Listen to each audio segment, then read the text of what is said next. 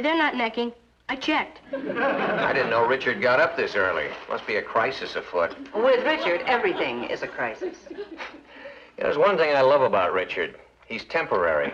It's like having a toothache. Such a lovely feeling when it's gone. Hi, Gil. Good morning, dear. Sorry. It was important. Guess what Richard wanted to tell me? He's decided to run for mayor. Better than that. He's decided to run for governor? He's decided to give me his school ring. And you said no. I said yes. Well, then I say no. Momo, Momo says no. why can't I wear his ring? Because you're too young to get engaged. A ring doesn't mean we're engaged. It just means we're going steady. All right, you're too young to go steady. I won't wear it on my finger. I'll wear it around my neck. Like a yoke. It's no yoke, I'll say. Do you realize I'm the only girl in my whole entire class who isn't wearing a boy's ring? Look at it this way. They're all out of step but you. Your cousin Kathy isn't wearing anybody's ring. Nobody's asked me. Kathy, do you think Patty should wear Richard's ring? I don't see what harm it would do, Aunt Natalie. They couldn't be together any more than they are now anyway. That's right. It doesn't change anything. It just means I've acquired a status symbol. Richard, a status symbol? To me, he's a status symbol. What do you say? Please. Well, I guess if it wouldn't change anything, well, what do you think? Well, if it isn't going to make any difference, I guess there's no harm in it. Thanks. You're the most understanding parents in the world. Isn't it a beauty?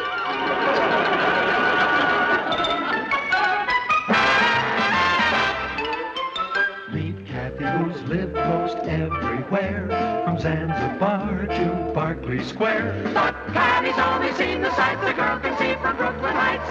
What a crazy pair! But they're cousins, identical cousins all the way. One pair of matching bouquets, different as night and day. Where Kathy adores a minuet, the ballet russe, and crepe Suzette. Our Patty loves to rock and roll, a hot dog makes her lose control.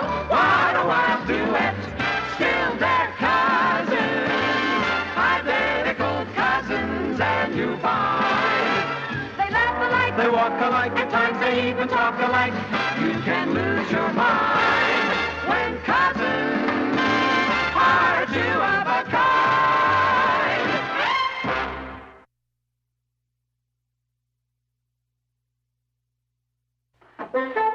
Hello? Burglars? Anybody home? I'm here.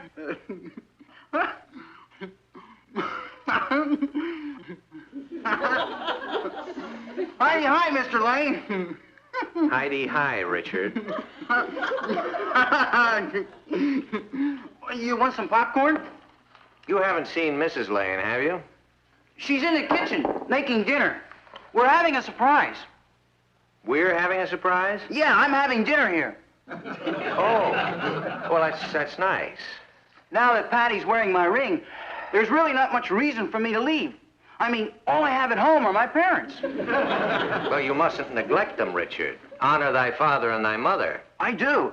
It's just that we irritate one another. Nevertheless, dinner time is when families like to be together. Oh, I know that. And I sure appreciate your having me here. I'll get it. Hello? Patty? Who's calling her? Oh, hi, Billy. Well, there's no point in you calling her anymore. I gave her my ring today. Yeah. Tough luck, old man. Why don't you try Alice? She's a little tubby, but she's a great cook. Yeah. Bye. That's the fourth phone call Patty's got in the last 20 minutes. Boy, she sure used to be popular. But not anymore. Well, there's not much point in other guys calling her. She's only going to see little old me. How does little old you feel about not seeing any other little old girls? Well, if I didn't feel it was the right move, I wouldn't have given her my ring, Mr. Lane. It's a pretty serious step. Let's hope it's not fatal. What? Nothing. Hi, Papa. Hello, Richard. Hello, darling. We should be eating any minute. Good. I'm starved. We eat earlier at my house. What did you do to your hair? Oh, I'm just wearing it a little differently. Don't you like it? No. Go back to the way it was. I like it that way. I'll change it. That blouse isn't my favorite color either. I like blue. I'll remember. Papa, can I have $5? No. And what is it I'm not giving you $5 for? A new blouse. You've already exceeded your clothing allowance now. Hello, darling. Oh, hello, dear. I made your favorite dish tonight. Good. I meant Richard's favorite dish. Well, dinner's ready. Shall we go in? Yeah.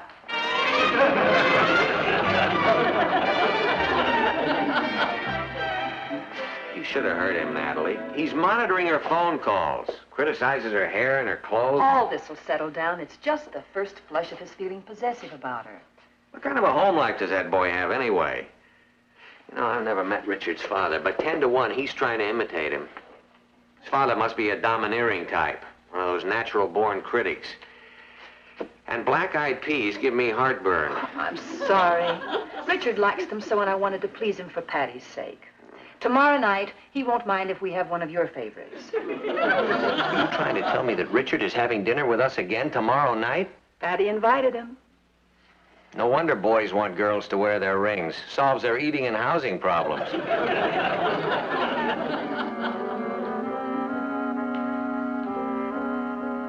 It's gonna be cuckoo. Yeah. I could use some socks, too.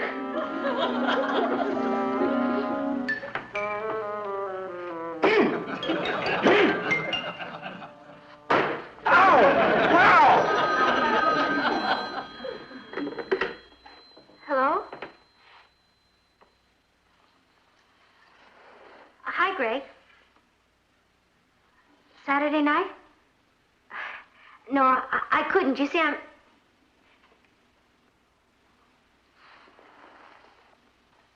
A freshman from Harvard?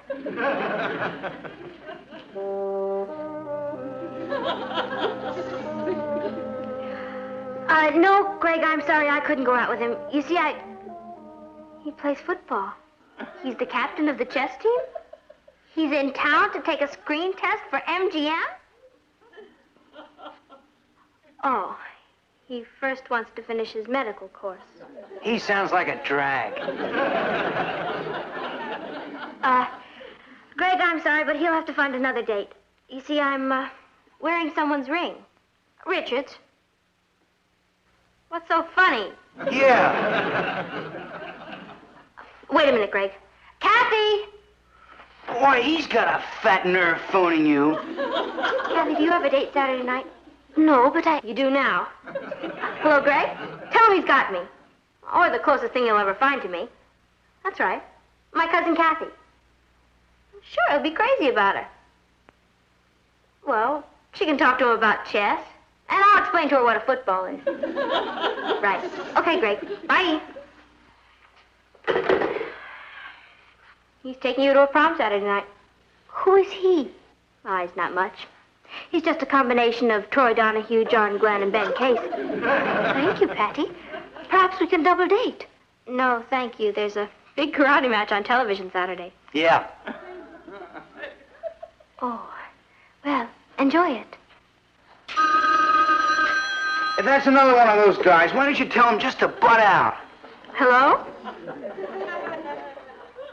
It's for you. Oh, I guess Mom's beginning to miss me. Mom? Oh, hi, Sue Ellen. Easter week?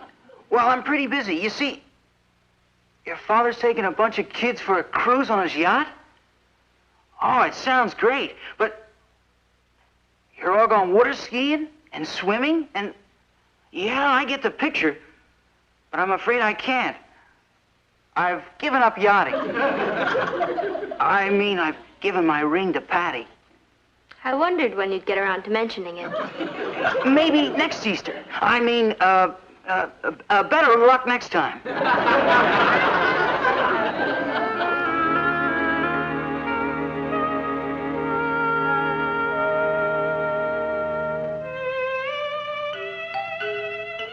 Are we going to a movie? Yeah. No. I guess not. You go ahead, Kath. But you two have been sitting in every night. It's very relaxing. I enjoy it. Boy, that was a great dinner. You know, I think I'm gaining weight. Why don't we watch television? Sure, we could tune in Channel 11. They're giving karate lessons. But there's a good comedy show on. What's the matter? Aren't you interested in karate? Of course. But we're watching the comedy show. Well, I'd rather watch karate. Let's not watch television at all. It's all right with me. Excuse me.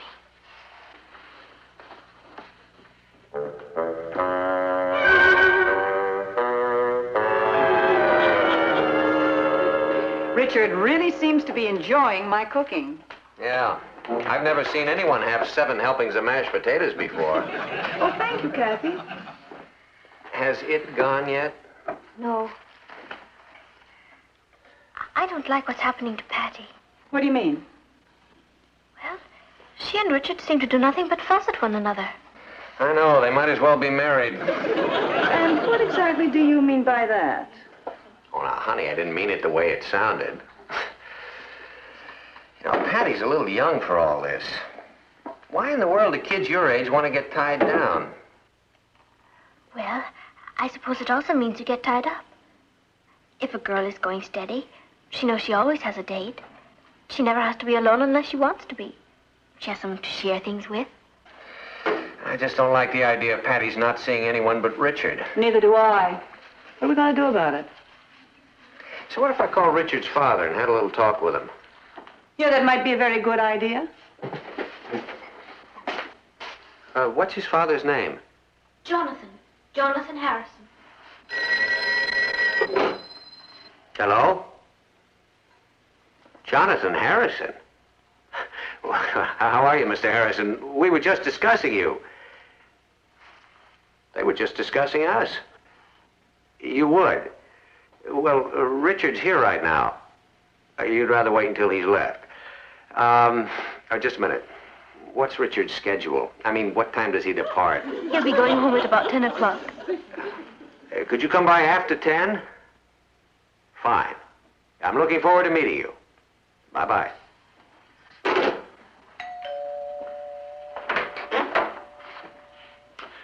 Lane? Harrison. How do you do? Has Richard gone? Yeah. Patty's walking him home. This is Richard's father, Mrs. Lane, our niece Kathy. How do you do? I'm going to be blunt, folks. My son, Richard, is too young to be going steady. So is our daughter, Patty. Mr. Harrison, if you feel he's too young, why did you allow it? Because he came home with some cock and bull story about being an old maid if he didn't give a girl his ring. He made it sound like he was the last teenager on earth who wasn't going steady. Mrs. Harrison and I didn't want to destroy his life, so we gave in. That's the story at our house, too. They keep outsmarting us. Richard's a big disappointment to me. I would think so. Yep. Everyone told the missus and me that when he got to be 16, he'd get moody and withdrawn, and we'd have no communication with him. Well, that happens sometimes with teenagers. We weren't one of the lucky ones. It didn't happen to us. It didn't? No. And we were really counting on it, too. He communicates with us night and day. He wants a new car, a bigger allowance, more clothes. Boy, does he communicate. And there's no way to turn him off. I know what you mean. Since he gave Patty his ring, he's never at home anymore. I like it, but his mother wants him back. Why? Mothers. The question is, what are we going to do about it? You'd think he was married. The last few days, he's been walking around like he's carrying the weight of the world. Maybe it's all those mashed potatoes. You said it. That's the solution. Mashed potatoes? No, getting married.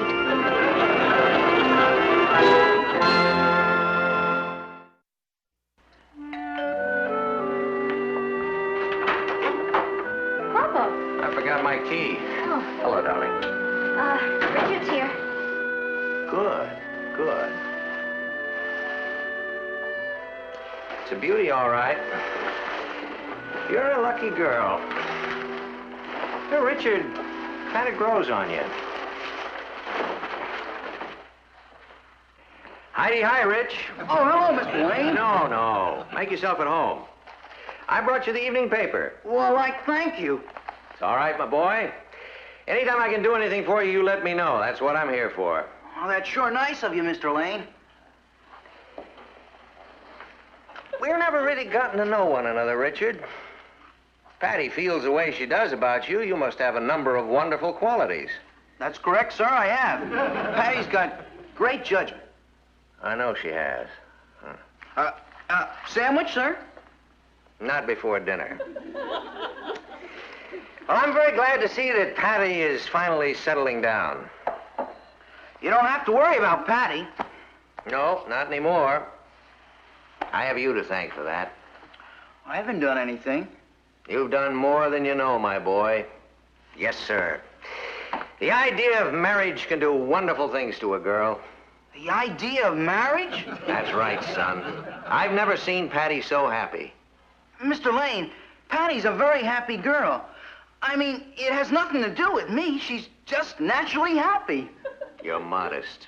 I like that. I wouldn't want you to have a misunderstanding about the ring. I mean, it's just a ring. Richard, a ring is the oldest known symbol of unity in our civilization. Not when you wear it around your neck. Different groups, different customs. Oh, I'm afraid you have the wrong idea. I'm not ready to get married. Ask my father. He'd kill me. I did. You did what? Talk to your father. He came over here last night. My father came here? What was he sore about? Not a thing. You know how it is when families are about to merge. The parents like to get together and talk things over. When families are about to merge? Your father loves the idea of Patty as a daughter-in-law. My father said that? Of course, we talked about giving you a little financial help the first year or two, but your father says you're the kind of a boy who likes to stand on his own 2 feet. I must say I admire you for that. Mr. Lane, I think... Well, I think I'll go see what's cooking. I'll bet your mother-in-law has fixed one of your favorite dishes.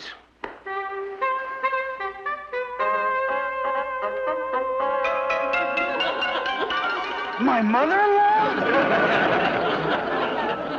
We're going to be around each other for a good many years, huh? You know how it is when families are about to merge, son. Parents like to get together and talk things over. I'll bet your mother-in-law is fixing one of your favorite dishes, huh? Son?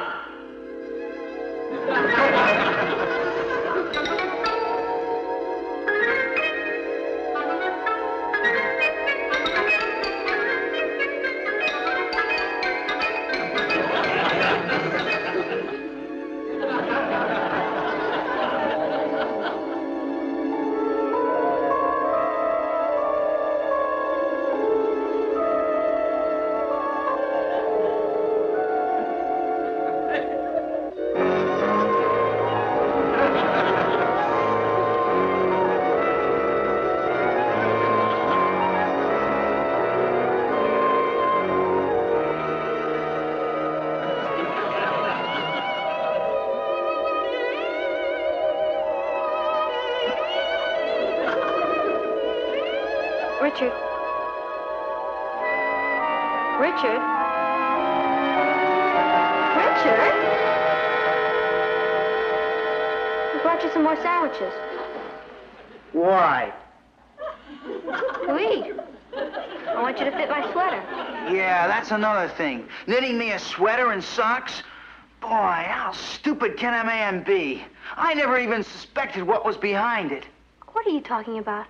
I'm talking about what happens when 2 families merge. Who's merging? Nobody, that's who. Even if our families do want us to get married. You flipped. Oh, no. My father came over here last night to make the arrangements. You what? That's right.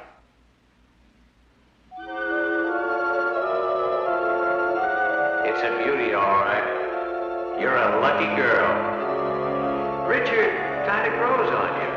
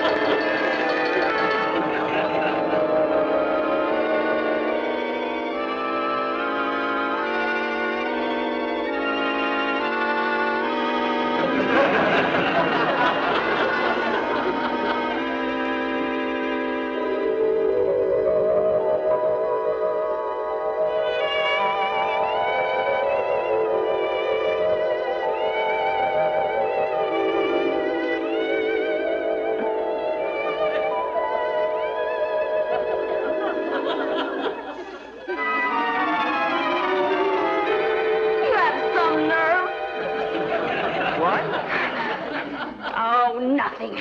Excuse me.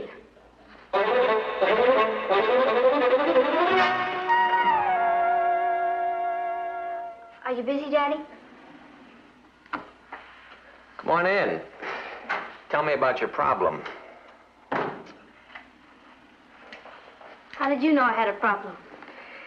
Because when life is a bowl of cherries, you call me Popo. Now, what's the matter, honey? If I say something, will you promise not to say I told you so? I promise. I'm not ready to go steady. I told you so. How do I get out of it? Why don't you simply tell Richard how you feel about it? No, that'd break his heart. I see. Well, we couldn't do that, could we? Suppose that I have a talk with Richard and tell him that your mother and I feel that you're too young to be going steady. That's the coward's way out. Will you do it? I'll be delighted. Thanks, Papa. Mr. Lane? Come in, Richard. Patty said you wanted to see me. That's right, son. I wish you wouldn't call me son. It makes me nervous. Mr. Lane, I need your help. Well, what's your problem? Patty. What's the matter? Aren't you two getting along? Oh, we get along too well. I mean, I'm too young to be going steady. I've got my whole life ahead of me. Only I don't know how to get out of this. I see. Well, they say that honesty is the best policy. Why don't you just tell Patty how you feel? What? And break her poor little heart? Of course. Suppose that I put my foot down and tell Patty that I think she's too young to be going steady. Would you do that? Well, I can't promise anything, but I'll try. Oh, thanks a million, Mr. Lane. Thank you. You're very welcome. Just one thing. Be gentle with her.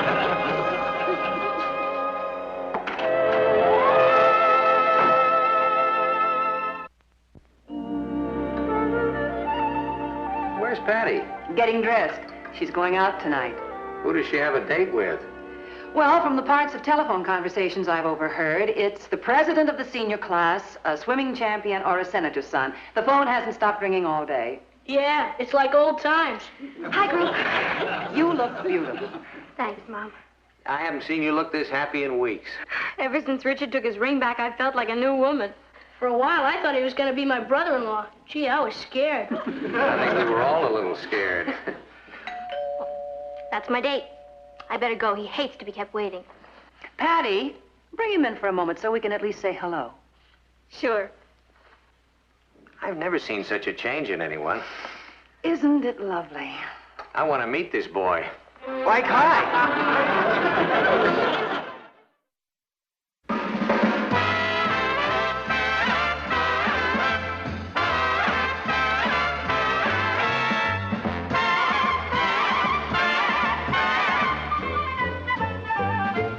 Here's Kathy, who's lived most everywhere, from Zanzibar to Berkeley Square. But Patty's only seen the sights a girl can see from Brooklyn Heights.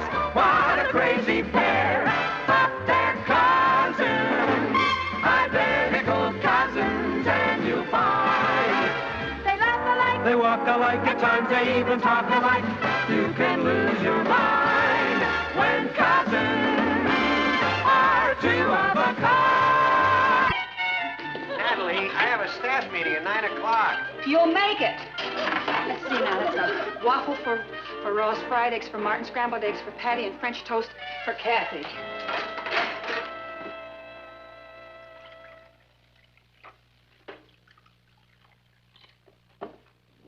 Morning, ladies. Good morning, Doctor. What are you doing at this moment? Fixing breakfast. What are you doing? Are you fixing breakfast or performing one of 100 other household tasks? Then I wholeheartedly approve. Thank you, Doctor. With one reservation, only if your family appreciates what you're doing. You bet they do. One of the major problems of the housewife in modern civilization is that she is taken for granted. She becomes no more than a useful piece of furniture around the house, and she is treated as such. Boy, have you got a lot to learn. Here we are. That's French toast for Kathy. Thank you. Scrambled eggs for Patty. Fried eggs for Martin. And a waffle for Russ. Richard and Craig are picking us up at 6 o'clock. We'll have dinner on the way. I'll get home early. I want to do my hair. Will you do mine for me while you're at it, Kath? All right. You're a giant. Remind me to do something nice for you sometime, Cuz. Is everything all right? Why don't we go to a movie tonight? No, the CEA conference is starting today. I'm afraid I won't be home for dinner. Patty? Kathy and I won't be home either, Mom. We're double dating with a couple of tycoons. Ross? I have a patrol meeting tonight. I see. Therefore, in conclusion, let me say, housewives, you may be in bigger trouble than you think. The big question is, are mothers people? Meet Kathy, who's lived most everywhere, from Zanzibar to Berkeley Square. But Patty's only seen the sights a girl can see from Brooklyn Heights. What a crazy pair! But they're cousins, identical cousins all the way. One pair of matching bouquets, different as night and day. Where Kathy adores a minuet, the ballet russe, and crepe Suzette. Our Patty loves to rock and roll, a hot dog makes her lose control. What a wild duet, still they're cousins, identical cousins, and you find they laugh alike, They walk alike, at times they even talk alike. You can lose your mind when cousins are two of a kind.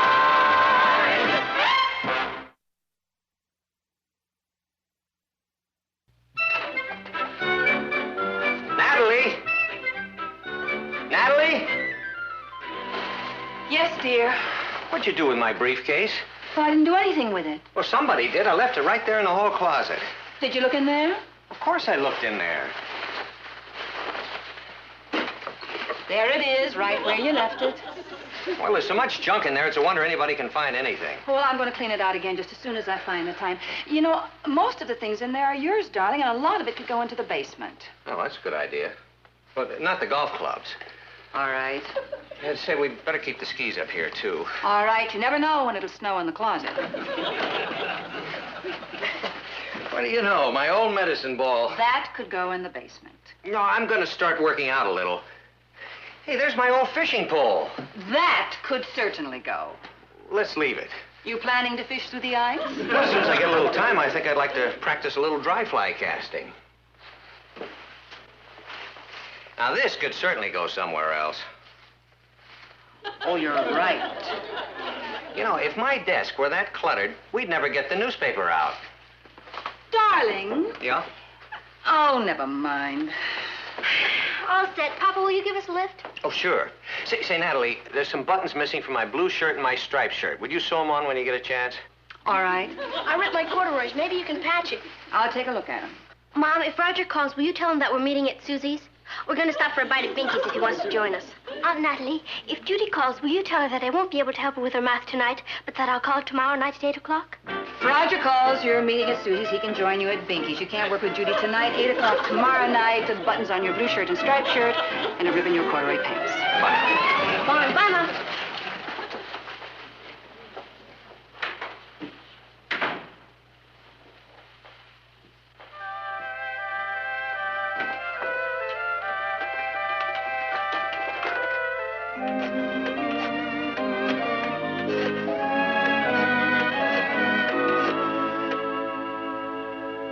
Joan?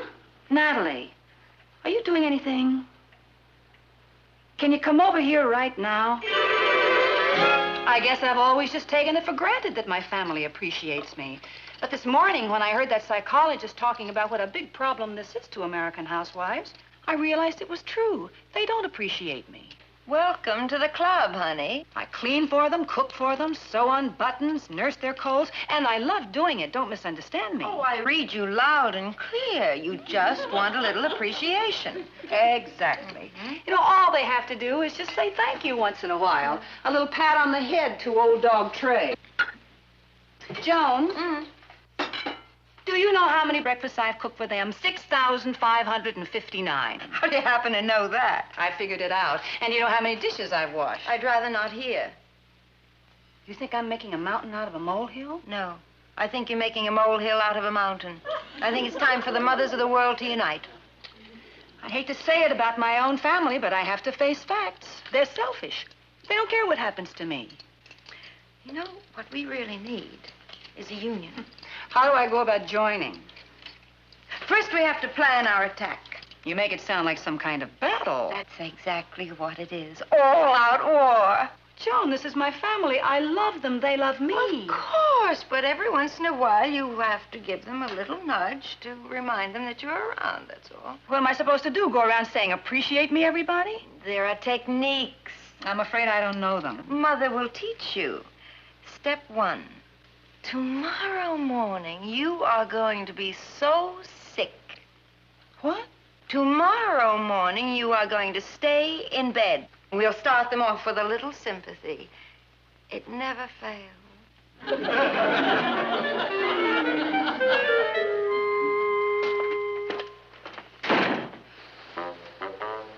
Honey, is there anything I can bring you before I go to work?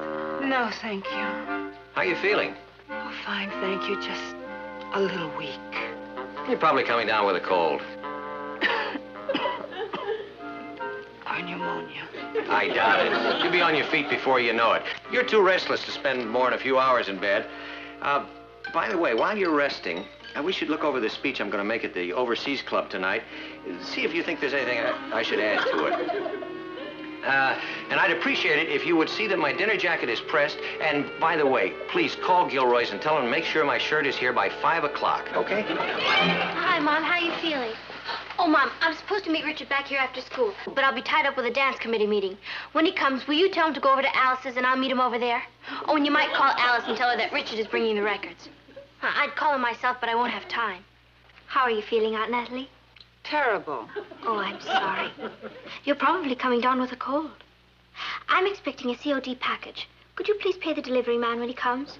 There's a dress in it. If you're feeling well enough, I would appreciate it if you'd hang it up for me. I'd like to wear it tonight. How you feeling, Mom? Marvelous. That's great. Mom, one of the wings of my model jet got broken. I told Mr. Francioso you'd bring it in. If he can't fix it, buy a model kit 7A. Don't get 7B, 7A. And he'll give you a trade-in on the model kit on my dresser. If it's not on my dresser, it's in one of my drawers. Can't you do it yourself after school? I'm not coming home after school. We're going out to play ball, and I need the plane to enter in a contest Saturday. Perhaps your mother doesn't feel up to it, Ross. Oh, don't worry about me. I'll do it while I'm resting. Look over your speech, have dinner jacket pressed, tell Gilroy's to have your shirt here by 5 o'clock. Tell Richard to meet you at Alice's. Tell Alice Richard will be there with the records. Pay postman for your address, hang it up. Take your model jet to Mr. Franciosa. If he can't fix it, buy model 7A, not 7B. He will give trade-in for a model set on your dresser. And if I have any time left over while I'm convalescing, why don't I just build another wing onto the house?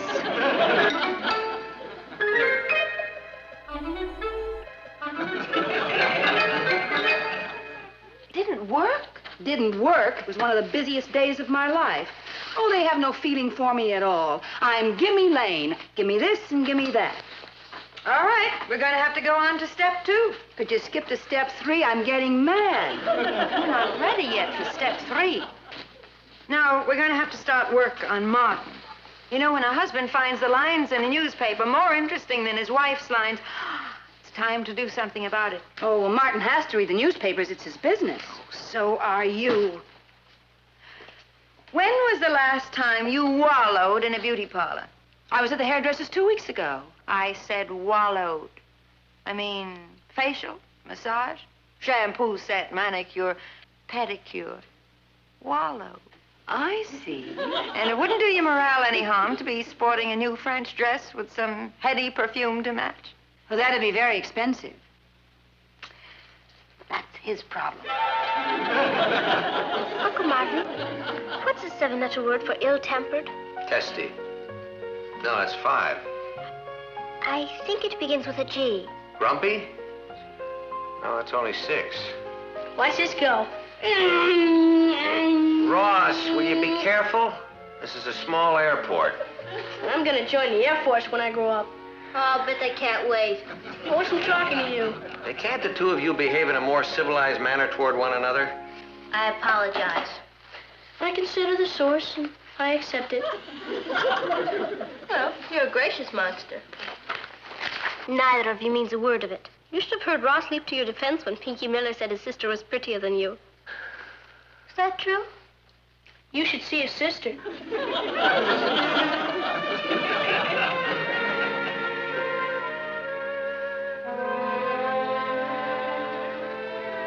Good evening. Hi, Mom. Hi, Mom. Hi, honey. What time are we eating? Is that all you think about, eating? Well, I only asked because we have an editorial meeting tonight and I have to get down to the paper. Dinner isn't going to be ready soon. I'll have a sandwich out. Of course, I don't want you to eat out. I'll fix something right away. I have a date too, Mom. I'm going bowling. I'm afraid I don't have much time either, Aunt Natalie. I promised Nancy I'd help her with her homework. Well, it looks like we all have a problem. You know, Natalie, you really ought to organize your time better. What? Well, if businessmen ran their businesses as haphazardly as the average home is run, nothing would ever get done. I'm sorry. Let me get out of this rag and I'll go fix dinner. What's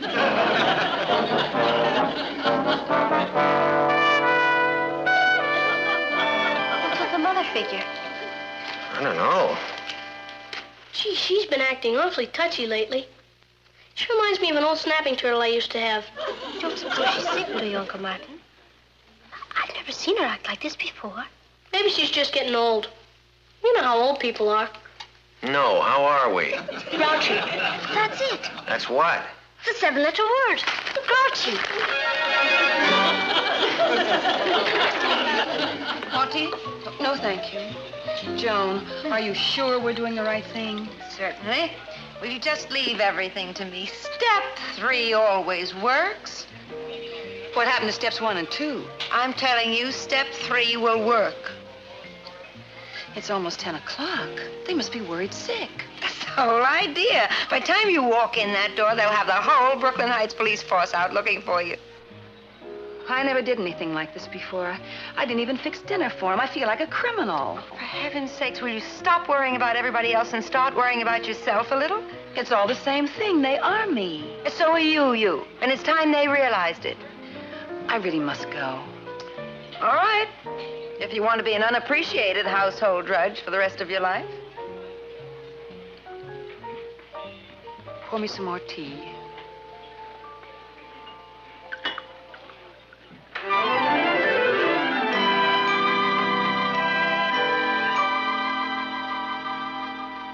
I'm home.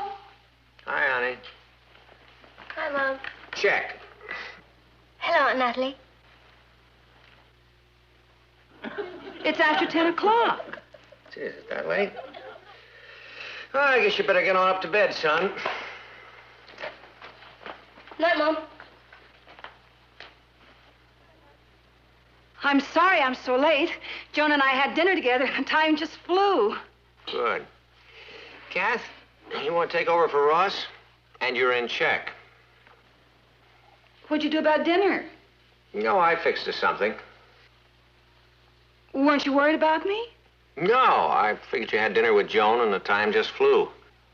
That's terrible.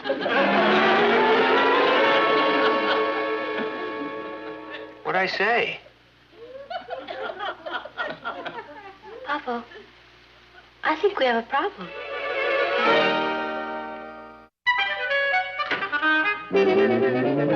What's the matter? I just got blasted again. What did you do? I said good morning. Maybe I said it wrong. Good morning. Good morning. Buenos dias? I wish somebody'd write a book on the care and feeding of parents. Do you know what I think the trouble is, Patty? Sure, she hates us. No, I think she's just tired. You know, you could be right, Kathy. I'm sure I am. She probably doesn't realize how hard she works around here. She's not getting any younger. Why don't we try to make things easier for her? You've solved it. We're going to reorganize things around here. And right now. You take this stuff. I was going to ask her to press it. It would have taken her at least an hour. But now I'm not going to ask her. Good for you. You're going to press it. Why me? You're young and strong. So are you. Don't worry. I'm going to do my share. I'll clean our room. I better fix his zipper, too. And I can take these things to the cleaners for her. Good. I'll do the marketing. There are some shoes to be resoled. I'll take them down for her. We're really getting things organized. Before we're through, she won't have anything to do. She still has to cook. Oh, we can solve that, too. Tomorrow morning, we'll get up half an hour earlier and fix breakfast. What about dinner tonight? Oh. Why don't we go to the delicatessen and buy some barbecued chicken and potato salad and dessert? You're really rolling, Kat. I'll spring for it with my own move. I'll set the table and make the coffee. We're in orbit. Oh, except for one little thing. Ross. Yeah. Okay, you wait on the monster from 8 till 5. I'll take over from 5 till 8.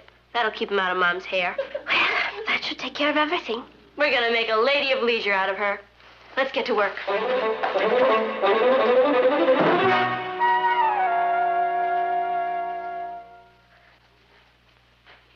Why, it's all clean.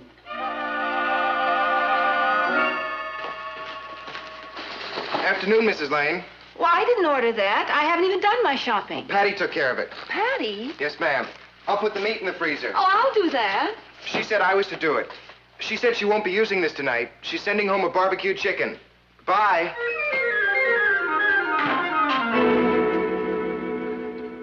Well, if everybody's finished eating, I'll clear the table.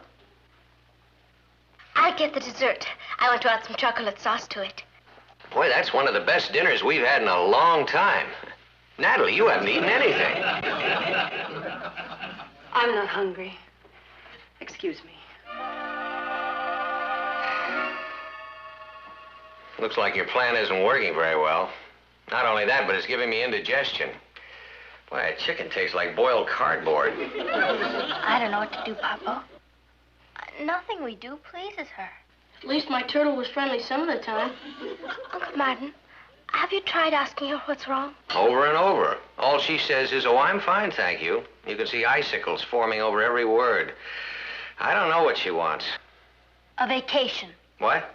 Mom needs a vacation. Well, maybe she does, but I can't get away right now, Patty. No, all by herself, with none of us around to bug her. She could lie in the sun all day and have room service. Yeah, and she'll go swimming and fishing and boating. Maybe I'll go with her. I think we should stick to the original plan. We'll give her a week's vacation just for her. Yeah, maybe that'll make her smile again. Let's go tell her the good news. It's unbelievable, Joe. That chicken tasted like cardboard, and Martin said it was the best dinner he ever had. They wouldn't even let me in my own kitchen. You were right. They don't need me anymore. I'm in the way. I'll talk to you later. Hi, Mom. How you feeling? Just fine, thank you. Natalie, we'd like to talk to you. It's urgent. Now, the four of us just had a family conference. About me? Yes, Aunt Natalie. Go on. What would you think about a trip to Florida? Florida? A real vacation. Nothing to do but lie around in the sun and fish and swim. And shop. Would that please you? Yes, it sounds wonderful. Oh, I've been so silly. I thought that... It doesn't matter. Martin, can you get away? And is it all right to take the girls out of school? We're not going. No, we're sending you off by yourself. You sending me away? Yes. Won't it be lovely? It'll be a great vacation. You can stay down there for a whole week, all by yourself. A week? Why not 2 weeks? Or a month? Or maybe I'll never come back.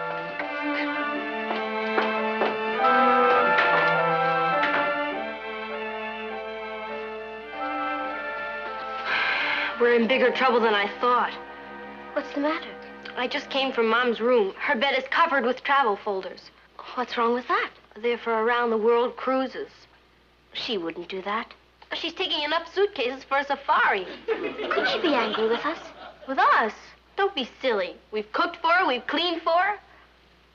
I wonder if she appreciates us. Perhaps she thinks we don't... No. What? Just a silly idea. She's a big disappointment to me. I didn't think she'd go. We all told her to go. Well, she didn't have to listen to us. You know that line from Shakespeare? There's something rotten in the state of Denmark? Hamlet. Well, there's something rotten in Brooklyn. Your average red-blooded American mother just doesn't walk out on her family. It's un-American. We're not going to let her do it. Never mind me. How could she do that to a poor little kid like you? Yeah. Listen, maybe we can pay her to stay. She can't walk out on us. And we're going to tell her so. I've given them the best years of my life, and now they're through with me. They can't wait for me to get out of here. Well, they're not going to get rid of me that easily. Where is she? She's in her room. Oh, we made a terrible mistake. We can't let her go. We've got to stop her. Right. You're not going. We need you, Aunt Natalie. We can't get along It's without my you, house, Mom. and I am not leaving. What did you say? I said I'm staying here with my family. You mean you want to stay? Of course I do. I live here. But you've been acting as though you hated us. I thought you hated me. I haven't heard one kind word from any of you in years. You're kidding. Look, I love doing things for all of you. All I wanted was just one little thank you. We're sorry, Mom. Thank you.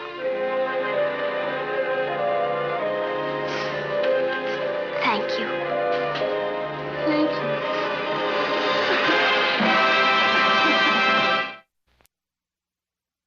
Good morning, ladies. This morning we're going to examine the American woman's role in the household. Do you know what you are in your household? You bet I do. Indispensable. Oh, thank you, Patty. My pleasure. I'll help you with the dishes and then Oh, I'll... you run along and meet Richard. Are you sure? I don't mind doing them.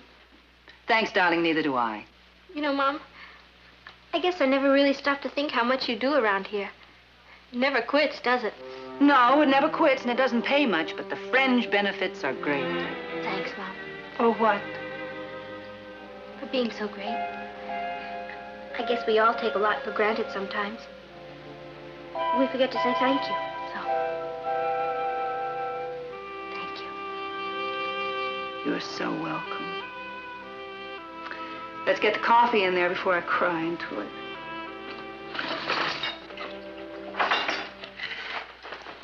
Gee, these are the best waffles I've ever tasted, Mom. The eggs are delicious. I love the French toast. Even the milk is great. Oh, okay, don't overdo it.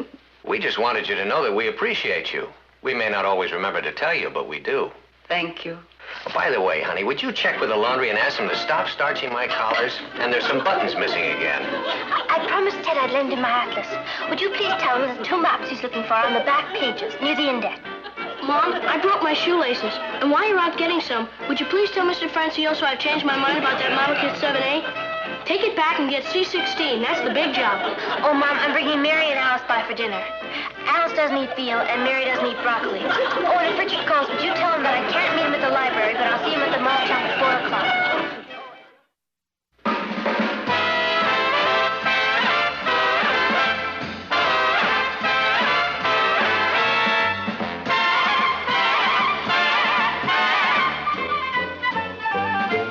Here's Kathy, who's lived most everywhere, from Zanzibar to Berkeley Square. But Patty's only seen the sights a girl can see from Brooklyn Heights.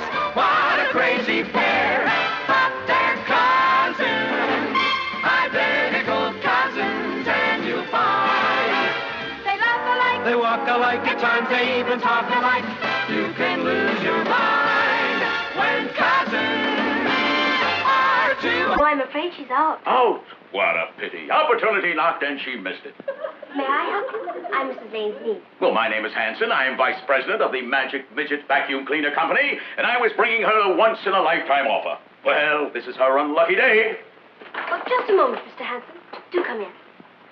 Aunt Natalie did mention she needed a vacuum cleaner. She did? Yes, just before she went out shopping this morning. She has a birthday coming up, and I'd like to buy her a vacuum cleaner as a present. Well, now, this is your aunt's lucky day. It's very attractive. Is it a good one? Forgive me for asking, but I don't know much about vacuum cleaners. I'm glad you asked that question.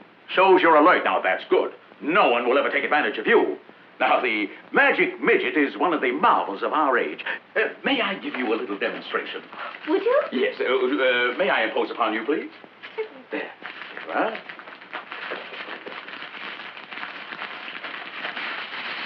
What are you doing? Oh, don't worry. I'm just giving the Magic Midget his breakfast. Now, you watch this. From now on, your aunt will be able to spend her mornings in bed, afternoons at the beauty parlor, and her evenings at the opera. By this marvelous contrivance will free her from the drudgery of her household chores. I'll buy it. If it isn't too expensive. It's only $29.50. Isn't that very inexpensive? Now, I'm glad you asked me that question. Oh, I can see it's going to be a pleasure doing business with you. Now, the Magic Midget sells far below any other brand on the market today. Now, how can we afford to practically give this machine away? Low overhead. I'll go get the money. Just a moment. You haven't seen everything yet. Now, you won't want to give your aunt this beautiful Magic Midget without this marvelous, handy, this beautiful drape cleaning attachment. That is beautiful. Yes, it is. And this one here, now this will clean your walls. And this one here, this will clean the couches under the sofa with that. And this one will clean your dog. I've got one here that will clean your clothes. I got another one here that'll clean inside your dresser drawer. Here's Kathy, who's lived most everywhere, from Zanzibar to Berkeley Square. But Patty's only seen the sights a girl can see from Brooklyn Heights. What a crazy pair, but they're cousins, identical cousins all the way. One pair of matching bookends, different as night and day. Where Kathy adores a minuet, the ballet russe, and crepe Suzette. Our Patty loves to rock and roll, a hot dog makes her lose control. What a wild duet, still they're cousins, identical cousins, and you'll find they laugh alike, they walk alike, at times they even talk alike. You can lose your mind when cousins are two of a kind.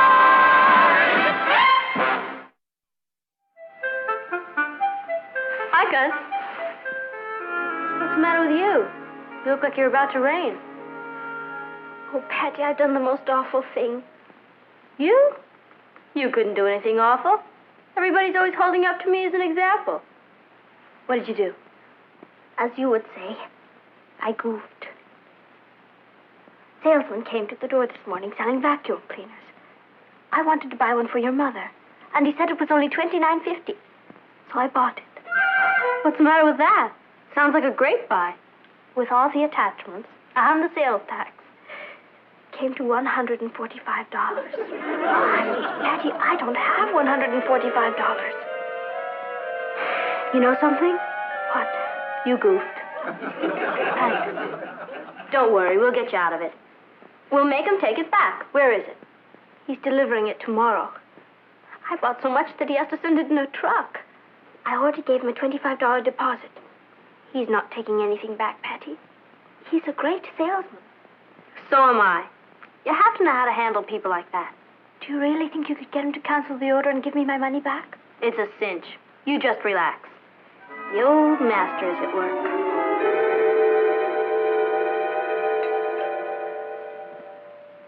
Kathy, I have to handle this myself. You wait upstairs. Are you sure? Have I ever steered you wrong? Yes.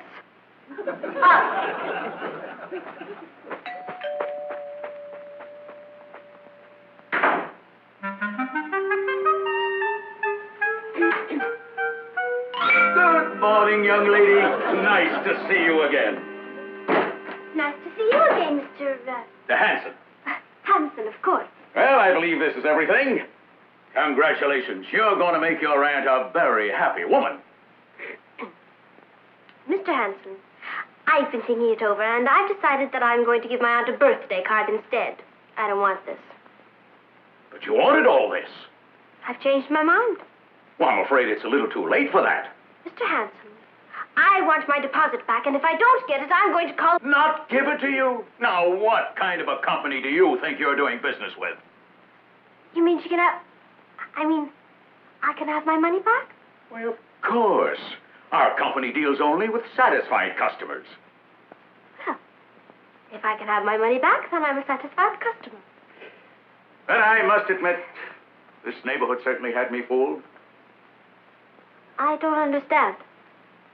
It's a good neighborhood. Oh, that's just what I mean. You know, sometimes we move into homes that we can't afford. Get in over our heads. You know, trying to keep up with the Joneses. Oh, there's nothing to be ashamed of. I'm sure your family is just having a temporary financial setback. A temporary financial... Mr. Hanson, I'll have you know that my family can afford anything the Joneses can afford. More. My father is very successful. He happens to be... I'm sorry. I couldn't sell all this stuff to you now. My conscience wouldn't allow it. Now, if things are really bad, there are some welfare agencies that... Just a minute, Mr. Hanson. Let me tell you something. So, you don't have to come up with $145 anymore. Good. It's $165. I bought another $20 worth of accessories. You what? I had to do it, Kathy. The honor of the family was at stake. Either that or he's the greatest salesman I've ever met. Patty, we have to find him and make him take this back. Forget it. I signed the order and wrote in it that I was over 18 so it would be legal. I wanted to make sure he couldn't take it back. I trusted you. The trick is not to panic. Do you know what we're going to do? Panic. We're going to go out and sell that stuff. Who'd want to buy it? I don't know. There must be some other suckers around someplace. Our friend Hanson makes a living at it. He's a salesman. So am I. If he can sell it, I can sell it. Come on.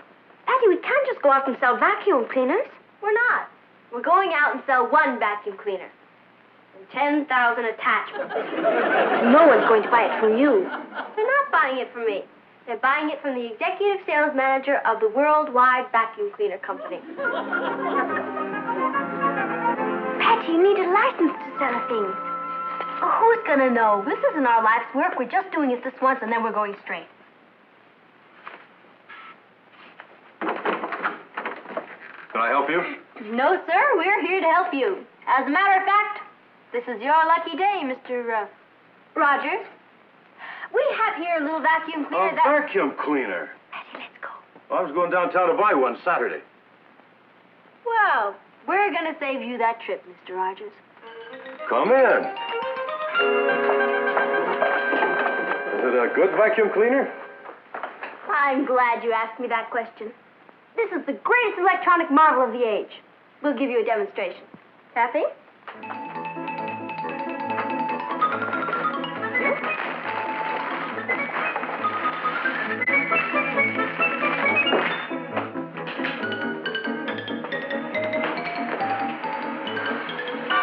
How about that? Well, that's great. How much is it? $29.50. With the attachments, it's $165. Isn't that a lot? Mr. Rogers. Do you know what you're getting here? This isn't just a vacuum cleaner. It's a way of life. It'll clean your rugs, your drapes, take the lint off your suit. It'll clean your dog, climbs ceilings, goes around corners, I'll take it. waxes furniture, fluff. What'd you say? I said I'd buy it. It's my wife's birthday. She's been wanting one. Well, excuse me. I got the money. Didn't I tell you it was easy? I can't believe it. Maybe that'll teach you to have a little more confidence in me. I may be the greatest salesman of our time. Here's the money. You'll just give me a receipt. Why, where are you going? We just remembered another appointment. What about the vacuum cleaner? Oh, you wouldn't want it. We've been having an awful lot of trouble at the factory with it. We'll come back when we have the bugs ironed out. Bye! Patty, we'd better stop this. We're going to get into trouble. Oh, we can't quit now. We have to get rid of this stuff. Who do you think you're going to sell it to? Whose name is on the bill? Mr. J. Appleton. Bingo! Ring it. What do you want? We want you, Mrs. Appleton. May we?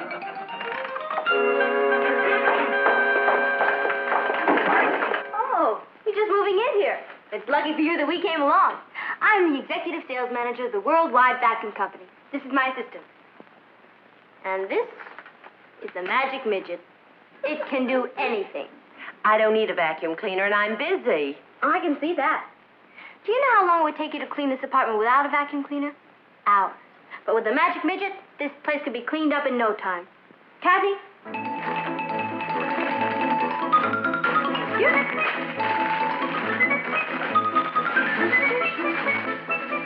Miss! What are you doing?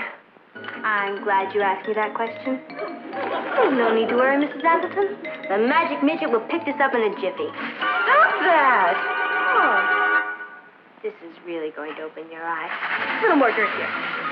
You clean that right up. That's exactly what I intend to do, Mrs. Appleton. Where's the outlet? There's no electricity.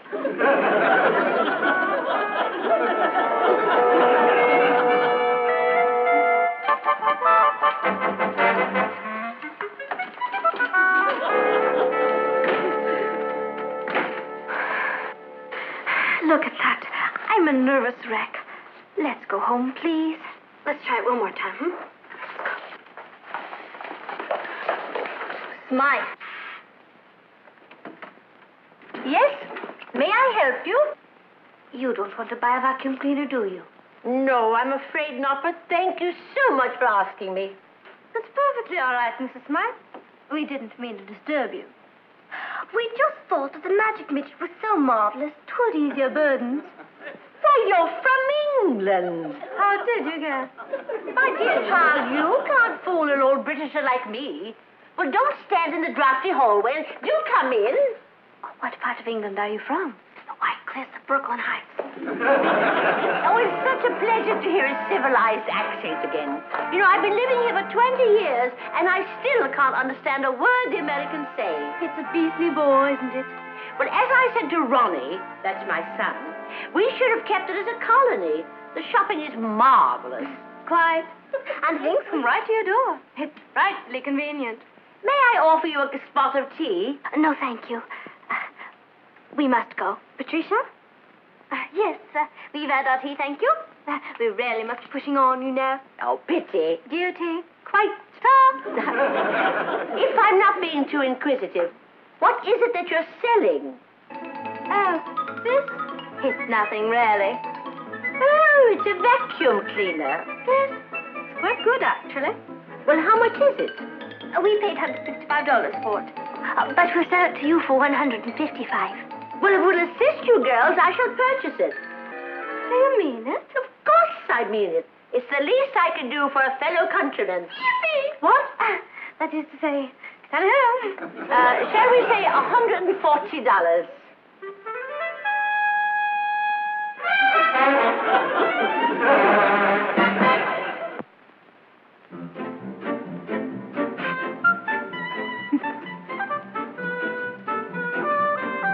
Nice to see such joy around.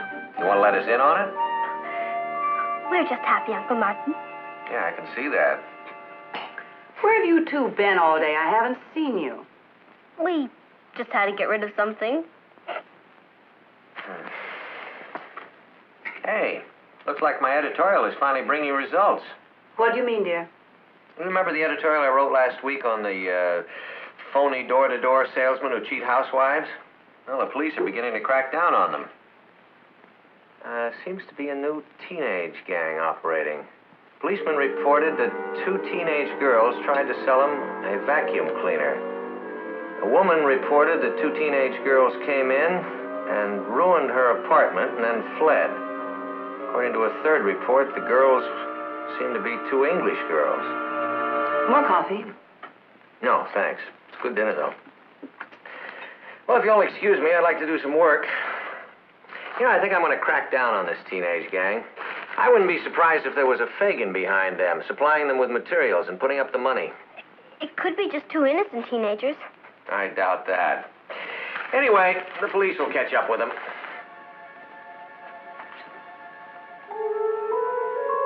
Aren't you going to finish your cake, Kathy? No, thank you. I'm not very hungry. Excuse me.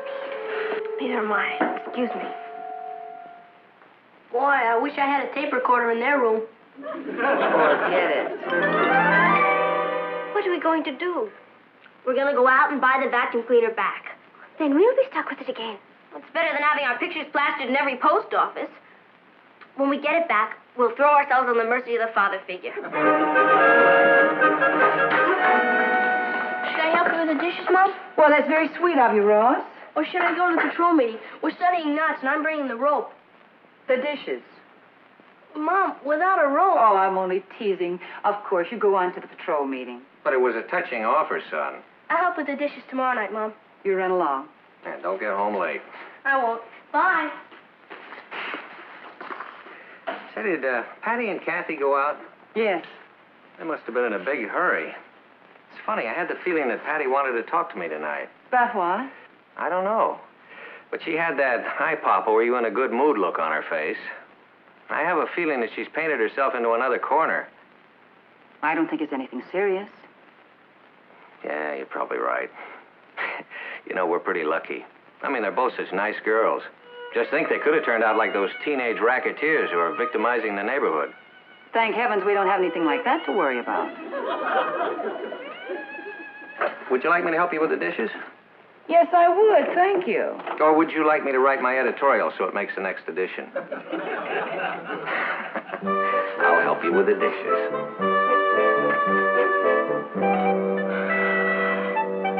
Why don't you go in and buy it back from her?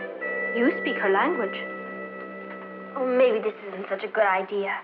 Do you know how many post offices there are in this country?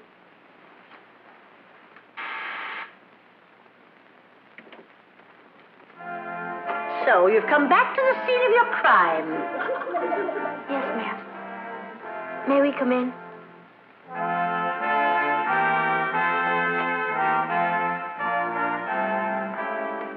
I was shocked when I read of you two victimizing the city. You should be ashamed of yourselves. We are, Mrs. Smythe. That's why we're here. We want to buy back the vacuum cleaner. Buy it back? Yes, ma'am. You see, we didn't have any right to sell it to you. Well, now I don't know. I've become very attached to that vacuum cleaner. Here's your $140 back. Oh, I couldn't part with it for that. What do you mean? Well, it's such a pretty little machine. I couldn't part with it for under $150.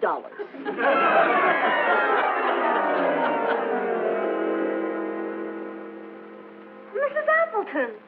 In here.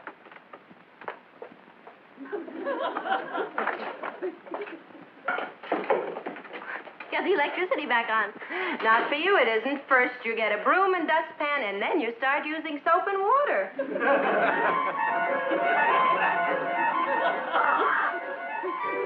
Oh. You know, Kathy, he was right. Who was right? The man who first said crime doesn't pay. I can feel muscles I never knew I had before. Even my aches have aches. I'm sorry, Patty. All this was my fault. I should never have dragged you into it. You didn't drag me, I jumped. I had this kooky knack for taking a little bit of trouble and turning it into a disaster. What are we going to do? Well, there's always the Foreign Legion. Perhaps I could borrow some money from Ross. Old Flintheart? Forget it. No. What we need is something daring. Patty. Imaginative. Patty. Bold. Patty. Yeah? No. That's how we got in all this trouble. Being bold. Well, do you have any better ideas? Yes. We're going to see your father. You don't have many ideas, do you? At least it's honest. I'm going in to see him. Are you coming with me? You know I am. I can't let you go into the lion's den alone. Your father's very understanding, Patty. Oh, that's what I'm afraid of. He'll understand the whole thing. I hope he's in a good mood. There's only one way to find out. Yeah, we could write a letter and ask him. How about this? Papa, you want to laugh? We want it.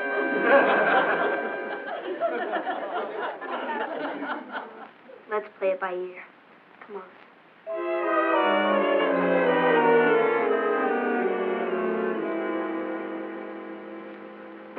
Papa, are you in a good mood? Try me.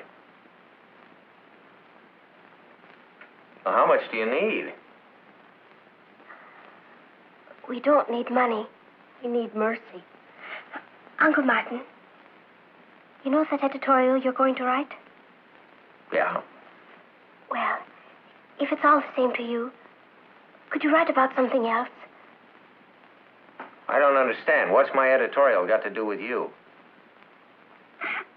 We happen to be that teenage English gang the police have been looking for. You're what? We didn't plan it. It just turned out that way. You see, I bought a vacuum cleaner for Aunt Natalie. And I'm afraid I got in over my head. And you went out and sold it to get your money back? And when you told us about your editorial, we went out and bought it back again. Yeah. And each time we managed to lose a little money on the deal. And now you have the vacuum cleaner back. Yeah. And 1,000 attachments. Mm-hmm. Well, what do you expect me to do? Well, when the man comes for the money tomorrow, could you explain to him that Kathy and I are minors? I signed a paper saying I was over 18, but it isn't true, so he can't hold us to the deal. Papa, please get Kathy's deposit back. Is the vacuum cleaner any good? It's great. If there's electricity. Well, then I'm not going to ask him to take it back. Not? No, because there's a good lesson in this for both of you. Papa, we've learned it. Now, the fact that you signed a piece of paper saying you were over 18 does not make the contract binding. It's still up to the seller not to do business with a minor. You mean all this time we had nothing to worry about? No, you had something very important to worry about. You made a deal with someone. You might not have been legally bound, but you were morally bound. If he sold you a good product at a fair price, he had every right to expect you to go through with the deal. I see what you mean. I'm glad you do, because we're going to keep the vacuum cleaner. Make a nice birthday present for your mother. Well, Papa, we'll never be able to pay for it. Well, I'll underwrite the venture, and you can pay me back in easy installments. Thank you, Uncle Martin. Papa, you're the greatest. Just do me one favor. Anything. Don't answer the door anymore.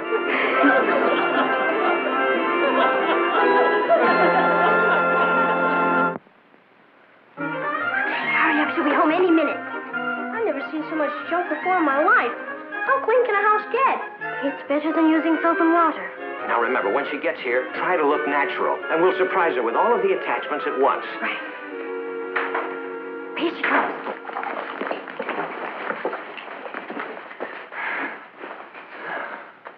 Hi, Mama. Hi, Mom. Hello, Aunt Natalie. Hi, hon. Hello. Why don't you sit down and relax?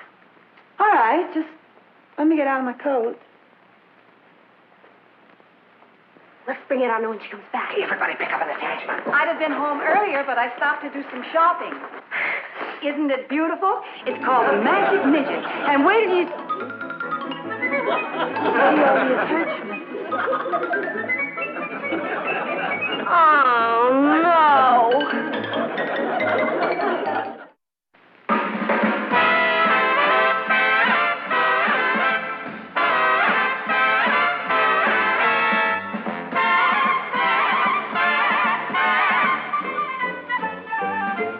Here's Kathy, who's lived most everywhere, from Zanzibar to Berkeley Square. But Patty's only seen the sights a girl can see from Brooklyn Heights.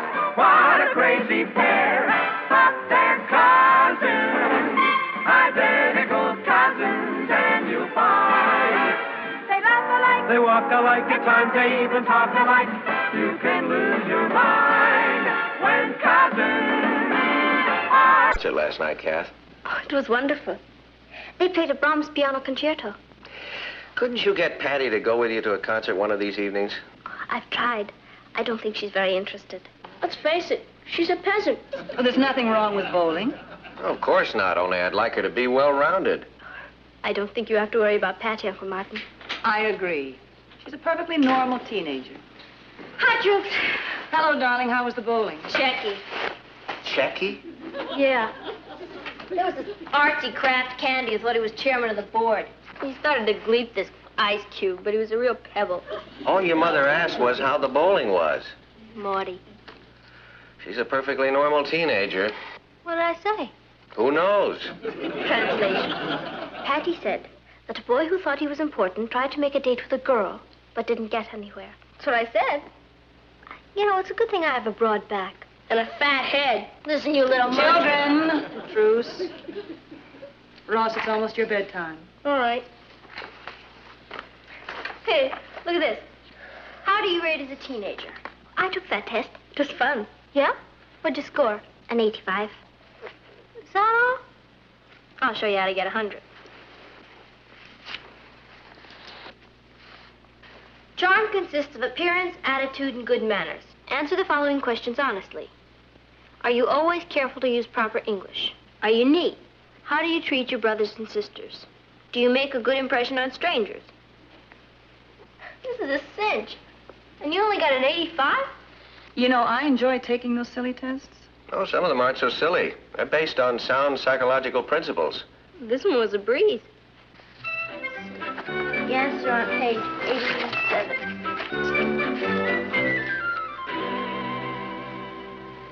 Papa. Hmm? Did you say these tests make sense? Yeah. Why? I just flunked teenage.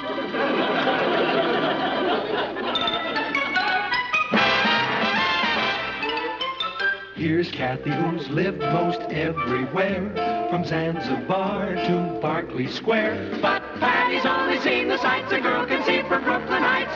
What a crazy pair, but they're cousins, identical cousins all the way. One pair of matching bookends, different as night and day.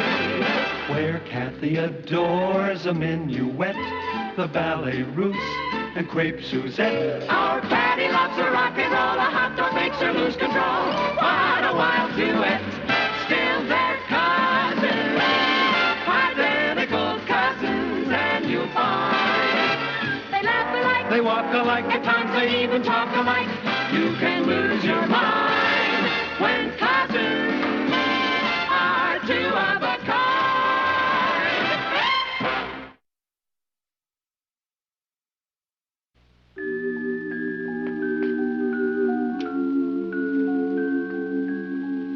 Lying here in the dark, Patty? What's the matter? Nothing. You're not still upset because you failed that test, are you? Those tests don't mean anything. Oh, yes, they do. Those psychologists are no dopes.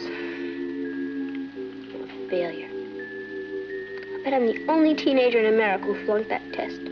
There's not a thing in the world wrong with you. I have no charm. I'm sloppy, immature, selfish, and uncooperative. Big fat zero. Patty. I laughed at your 85. Do you know what I got? A 10. Subhuman. Patty, you're being silly. I'm a nothing. Well, if you really feel this way about yourself, why don't you do something about it? What can I do? I'm hopeless. Work on the things that bother you. If there's something in your character you don't like, change it. Oh, it'd take me years. I wouldn't be a teenager anymore. I'm afraid to get married and have children if they turn out to be like me. I don't think you have to worry about that. If you don't stop the self-pity, I don't think you'll ever be able to get another date. Thank you, Kathy. For what? For being honest with me. Thank you, Papa. Kathy? Yes? Would you turn out the light, please?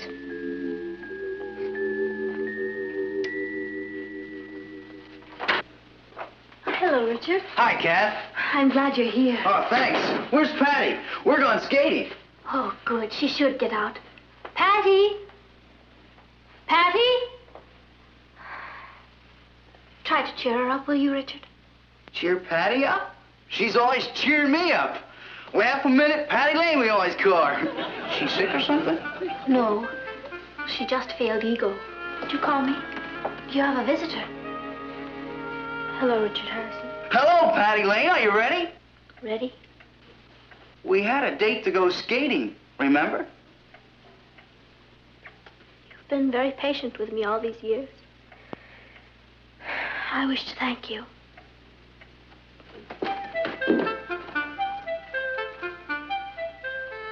What's the matter with her?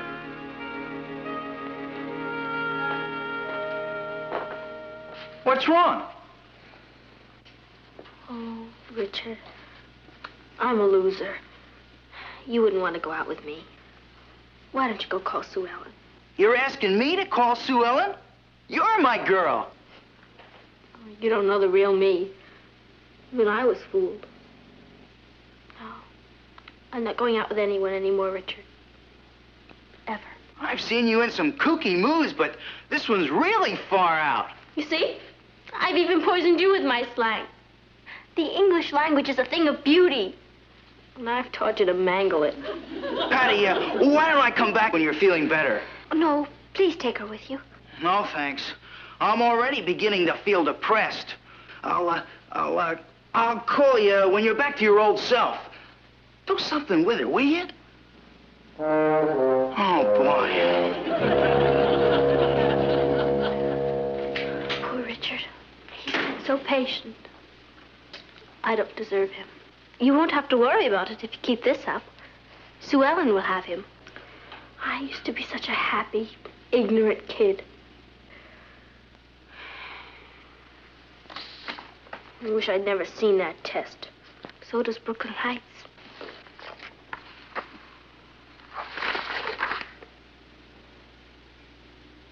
I do. You do what? I do. I do. I found the answer. I'm gonna be all right.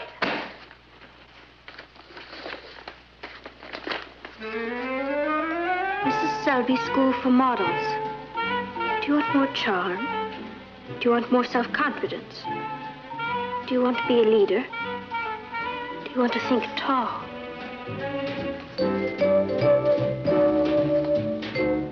She's done it again. Chichi pour tes mots, chichi popo. Bonsoir, bonsoir. You were saying? I hope you can help me, Mrs. Selby. Well, I'm sure we can. There's an enormous demand for teenage models. Well, I wasn't exactly interested in modeling. I just want to join the human race again. Well, our courses are designed to instill self-confidence. That's for me. I want to think tall again. We'll teach you your ABCs here. Attitude, brightness, charm. You'll think tall. That's for me. Our course is $60 a semester.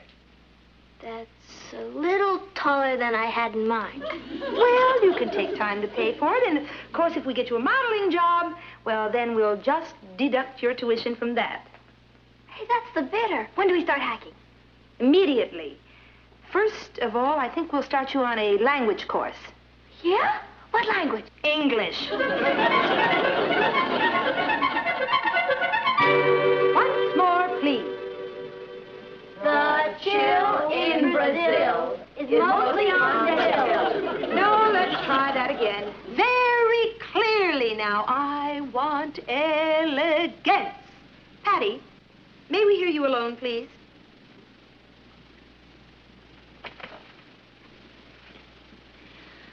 The chill in Brazil is mostly on the hill.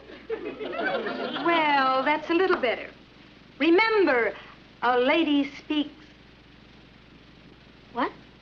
Softly. Oh. The world judges you in how you move, talk, and look. Now then, Patty, may we see you walk, please? You mean... walk?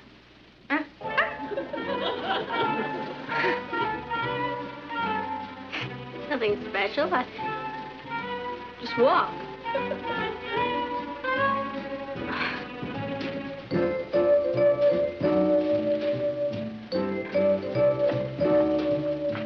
Nothing to it. I've been doing it all my life. I'm afraid you've been doing it wrong all of your life. It's been getting me there. When you walk, you keep your shoulders erect, your head high, place one foot directly in front of the other, and above all... Being tall? That's right. Now, would you try it again, please?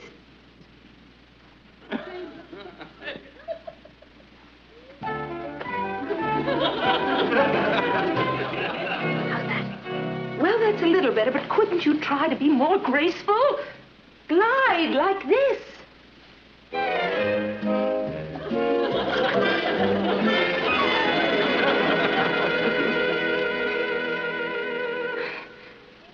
Your legs are longer than mine. Yes. I want you to practice at home. Try walking around with some books on your head. If they keep falling off, then you're not gliding. You may be seated, please. Thank you.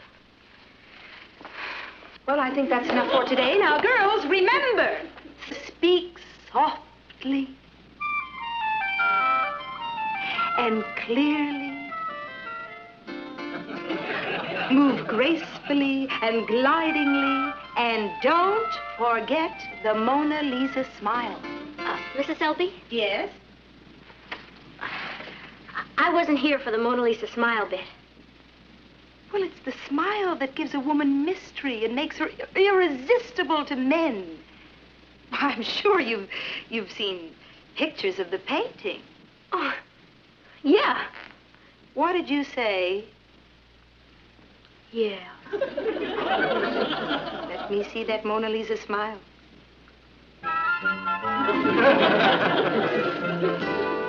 Class dismissed.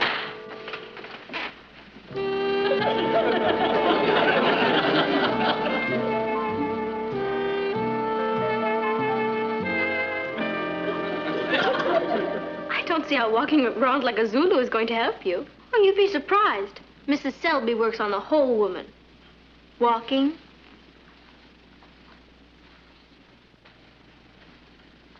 Talking. Hello out there. I'm beginning to feel taller already. I wonder. Your head is coming to a point. Oh, I'll remember that, cousin, when I'm strong enough to defend myself. Patty, you know I didn't mean it like that. It's just that you're taking all this so seriously. Oh, sure, it's only my life. Why, you can afford to be smug. You're an 85. I'm only a 10. I see. Now, if you'll excuse me, I shall return to work.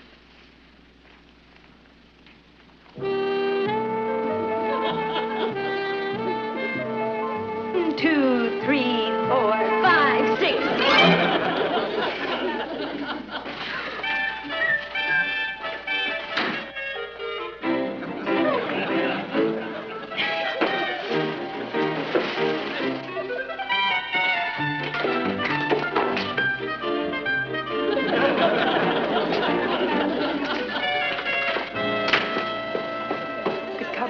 Girls, I have some wonderful news for you. This is Mr. Pell, the famous commercial photographer. Patty, please sit down. Mr. Pell is here to select a few photographic models for the new advertising campaign he's doing. Thank you, Mrs. Selby. I'll be able to use 3 models this time, but I may be calling on you again next week. Now, let me see. You, miss. And you, please. And you.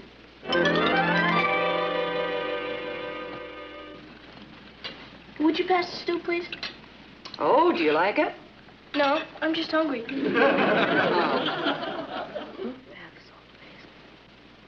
What? The soap? The salt. Does your throat hurt? No, of course not. Lady, speak softly. I'll bet they don't get much salt. Patty thinks she's going to be a model. Why don't you mind your own business? You are my business. I'm dedicating the rest of my life to making you miserable. That may not be very long, brother dear. All right, children. This is a dinner table, not a battlefield. You really interested in being a model? No. I'm going to this school for personal reasons. Do you remember Sue Dudash? Sure. That chubby little kid who used to live next door? She's not a chubby little kid anymore. I ran into her this morning at the market. She's one of New York's top models now. Sue Dudash? Only she's changed her name. Now she's called Dee Dee Dudash. I've seen her pictures. She does bathing suit ads.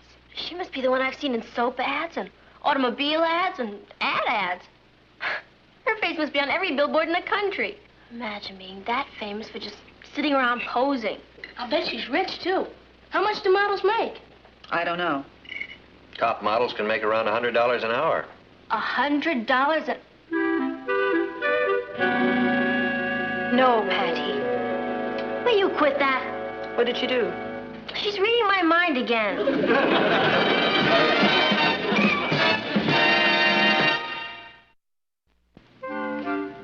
And so remember, girls, harmony is the key note. A serene mind produces a serene body. Mr. Pell, how nice to see you. I'm sorry I'm late. Well, that's perfectly all right. Girls, you all remember Mr. Pell? He's here to select some more models. Yes. I'll need 3 girls today for one of our most important clients. Now, let me see.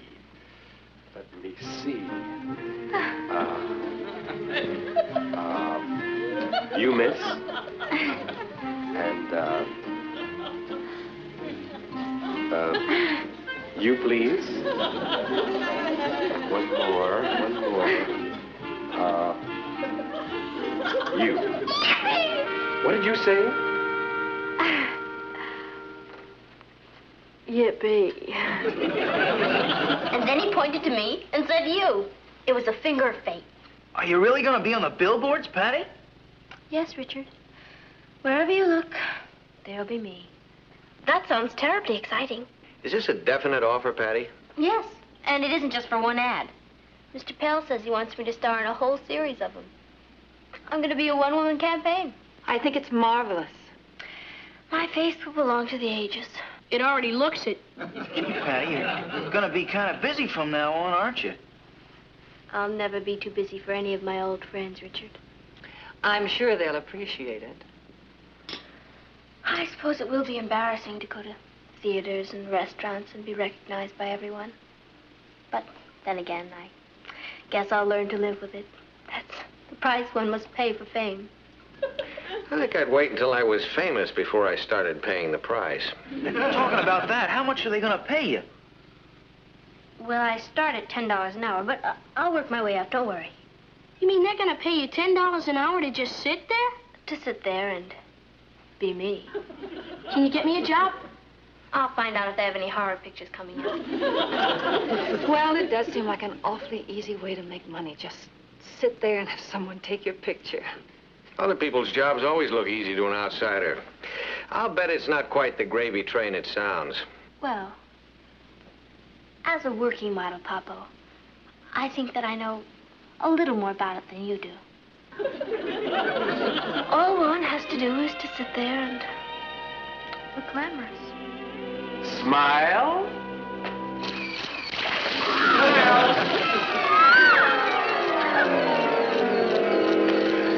Wait a minute! Now smile.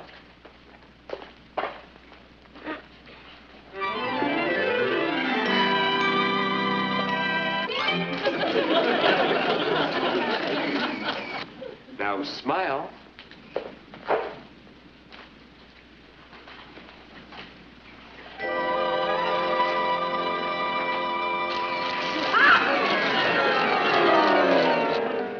Hold it quiet, everybody. Smile. 1, 2, 3.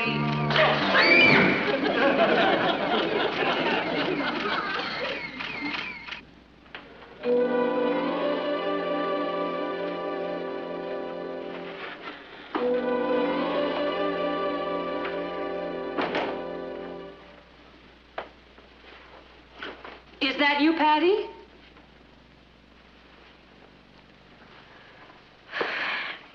Mom.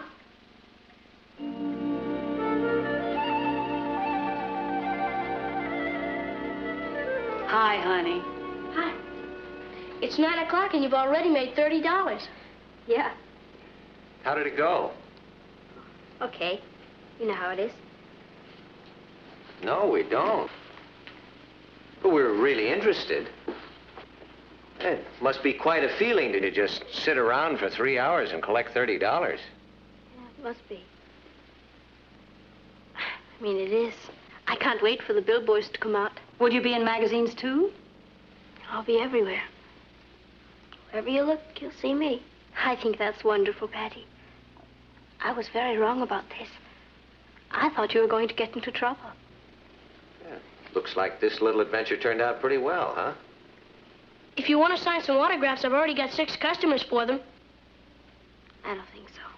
We can get a quarter apiece. That's 13 cents for me and 12 for you. No. 13 cents for you and 12 for me? Nothing for me. You haven't got a celebrity for a sister. You've got a laughing stock. What are you talking about? Jinx Lane. The joke of Madison Avenue. Didn't you pose for the pictures, Patty? Sure. When I wasn't too busy dodging. Have you ever had a cream pie thrown in your face? Or seltzer squirted at you? Is that what they did to you?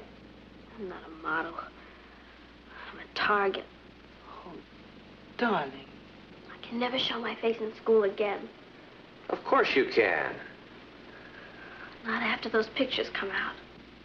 You don't know how silly I looked. And I don't care. Look at it this way, Patty.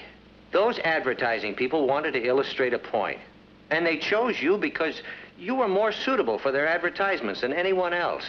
You were hired to do a job, and you did it. Do you think so? Of course. Well, it didn't turn out quite the way you hoped, but, well, things have a way of taking funny bounces in life when you least expect it. I guess I was too interested in the glamour part of it. Well, then you've learned something. I sure have. I'm not glamorous. I'm nobody. I flunked teenage. Do you know what I got in that test? 10. I'm a nothing. Big fat 0.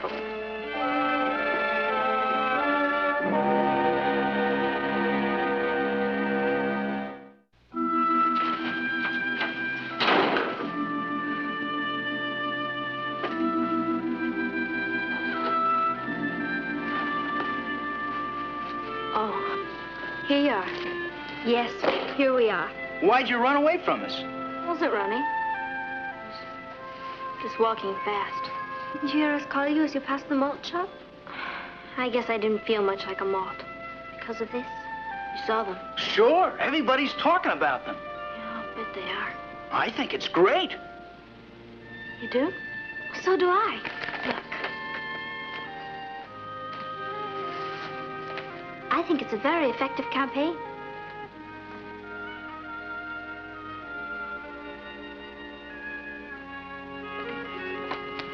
I guess it is. Patty, you've made a great contribution to the American educational system. 'Cause I love you. Yeah, Patty, you're quite a girl. What are you doing tonight? Rich, do you know what I'm gonna let you do? I'm gonna let you buy me a malt. It's a deal.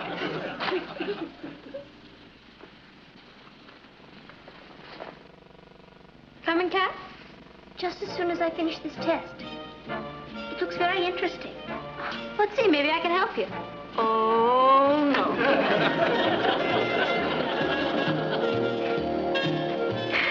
Let's go.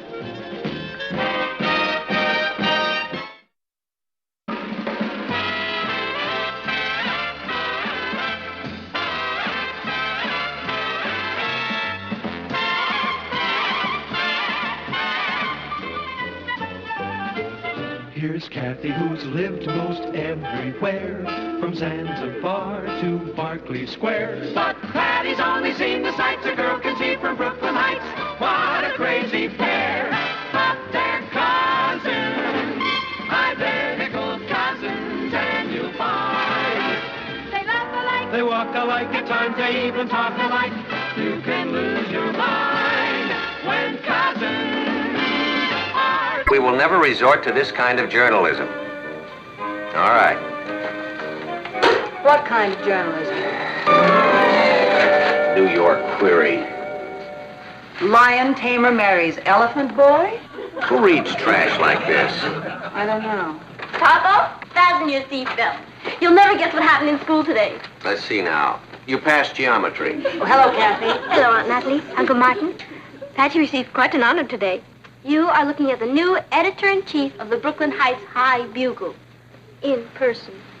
Patty, that's wonderful. 2 newspapermen in the family now. Like father, like daughter. Like wow. And my first official act was to give Kathy a job. Patty's appointed me to write the editorials. I guess we ought to celebrate. Papa, I need some advice from you. Now I know we ought to celebrate. I'll go buy some Magnum Multits. See, I want to make the Bugle a paper that everybody in school will read. Uh-huh.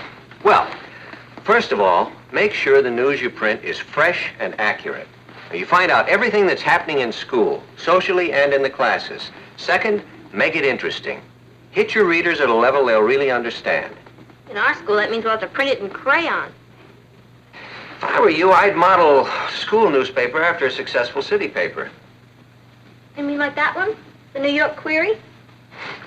I should hope not. Honey, this is a scandal sheet. You can't copy a paper like that.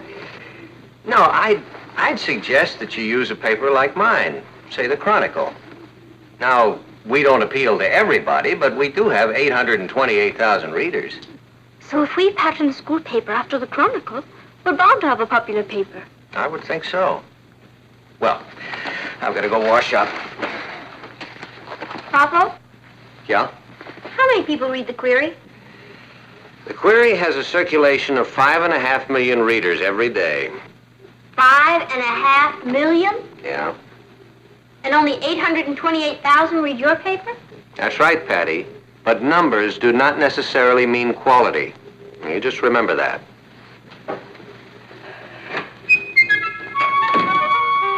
Kathy, when you look like that, I'm afraid to ask. But what?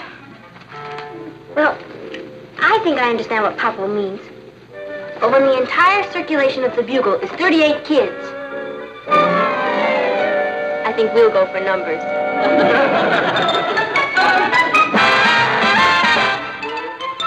Meet Kathy, who's lived most everywhere, from Zanzibar to Berkeley Square. But Patty's only seen the sights a girl can see from Brooklyn Heights. What a crazy pair, but they're cousins, identical cousins all the way. One pair of matching bouquets, different as night and day. Where Kathy adores a minuet, the ballet russe, and crepe Suzette. Our Patty loves to rock and roll, a hot dog makes her lose control. What a wild duet, still they're cousins, identical cousins, and you find they laugh alike, they walk alike, at times they even talk alike. You can lose your mind when cousins are two of a kind. Come on, Richard, I'm going to be late. So what? I thought we had this date for this afternoon. Now all of a sudden you've got this meeting. I can't help it. The principal called a meeting of the newspaper staff. I'm the editor. I have to be there. I don't know why you think it's such a big deal being editor of the paper. Nobody in school reads it. It's Dullsville. Well, it's important to me. Don't forget, my father's a newspaper editor. Oh, hi, Mary. I have to show him that I'm as good a newspaper man as he is.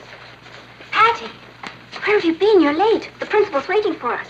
All right, let's go in. Oh, what about me? Richard, I'm going to be busy fulfilling my family heritage, following in my father's footsteps. I'm afraid I won't have much time to see you anymore, unless you're newsworthy. Hmm? Well, if you win a medal or make a hit record or something. We had a date. Sorry, Richard. My career comes first. Kathy? Bye. And though the Brooklyn Heights High Bugle has yet to gain student acceptance, I know that it will be a success in the capable hands of its new editor, Patty Lane. Mr. Brewster, as our principal, you have the thanks of the entire staff of the Bugle. Right, staff? Right. Right. And I know that my staff here will help me get the paper into orbit. They're a go-getting bunch of news hawks that any paper in the country would be proud of.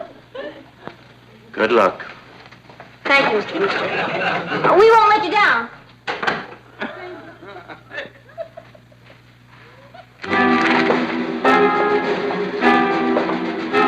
Staff, here's a copy of the New York Query. Headline: Cowboy star sues horse for breach of contract. Now, here's a copy of the Bugle. Right? Right. Right. Right.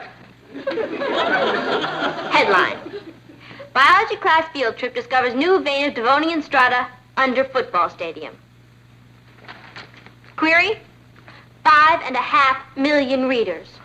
Bugle: 38 readers. That means that 5,499,962 people are more interested in cowboys than Devonian strata. Right? Right. Wrong. Patty, I think... Sorry, Kath, you're overruled. From now on, the Bugle is going to be run like the Query. Now, Alice, you cover the cafeteria beat. You're in there all the time anyhow. Now, if you hear anything that sounds like news, any gossip or anything, any rumors, write it down. George, George! You've got to be a human dynamo.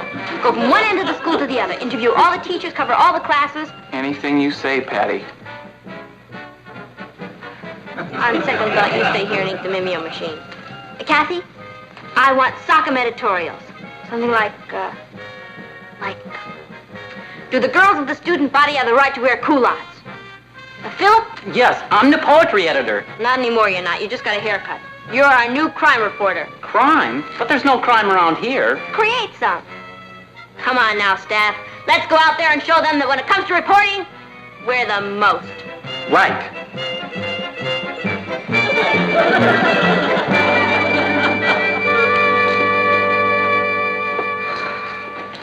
Where have you been? You're late for rehearsal. I had to park my bike.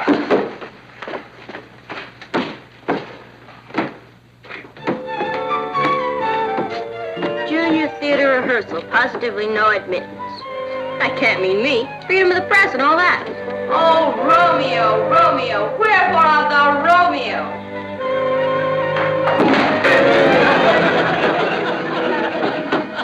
All right, so it's a private rehearsal. Some freedom of the press. Thank you very much. I'm a reporter. You got a hot story on the cafeteria? No. You got a hot pastrami on rye?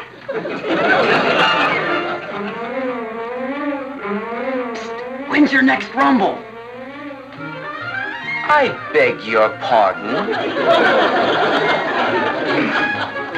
I'm from the Bugle. I'm looking for stories about romance, scandal, slander. Anybody got anything for me?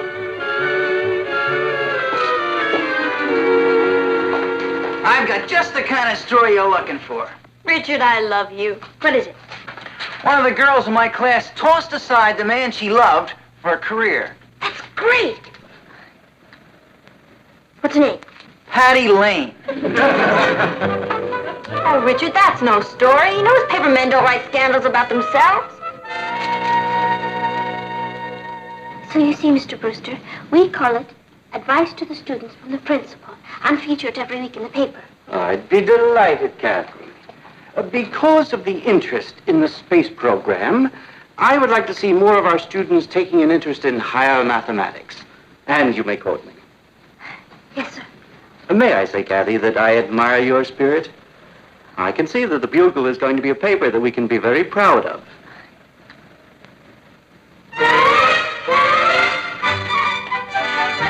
I got him in the palm of my hand. He can't move. Sure, but how are you going to keep a thing like this quiet? I'll take care of him. If he croaks in front of the teacher, you're in trouble. Boy, my story. Okay, fellas. Either tell it to me or tell it to the fudge.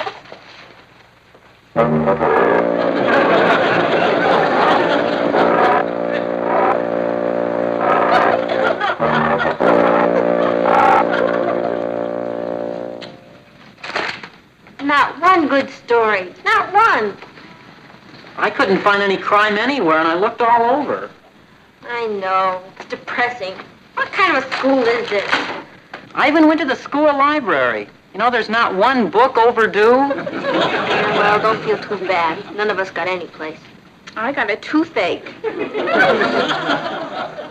I got a story. Let's see it. Advice to the students from the principal. Oh, get this. Because of the growing importance of space engineering, students should take a more active interest in higher mathematics. That's a real gas cat. I'm sorry, Patty. It was the best I could do. Look at the query. Mayor loses $1 million. They get a nice big scandal. Me? I get advice from the principal. Wait a minute. This isn't really a scandal. The mayor didn't actually lose $1 million. The city council cut his budget. It seems to me that all the query does is to take a dull story and give it misleading headlines. That's how they sell newspapers. And I think it's shameful.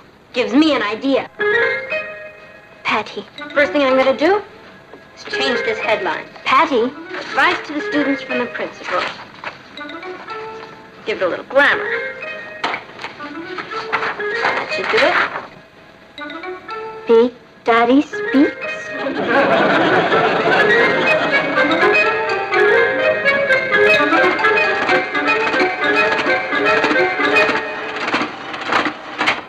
Look at that. Our first edition. I like that Big Daddy Speaks. Makes pitch for numbers racket. Patty, that's class. This one's a real blast. Big drop in crime rate. That sounds better than if we actually had any crime. I think we've gone too far. Hi, Patty. Hi, Rich. Can I talk to you for a minute? Oh, I'm sorry, Rich. You caught me right in the middle of an editorial conference. Why does the Junior Theater have a closed set? Good? Great. Because they're secretly rehearsing a scorching new drama about teenage delinquents who defy their parents and elope. Okay, big editor. I'm going out and find myself a new girlfriend. Oh, Richard, I didn't mean to... Richard? He'll come back. I hope. Patty, I'm worried. I think that before we show this to the principal, we should get an expert's opinion on it. I'd be glad to give you one. It's great. Suppose Mr. Brewster didn't like the paper. He might be expelled or something.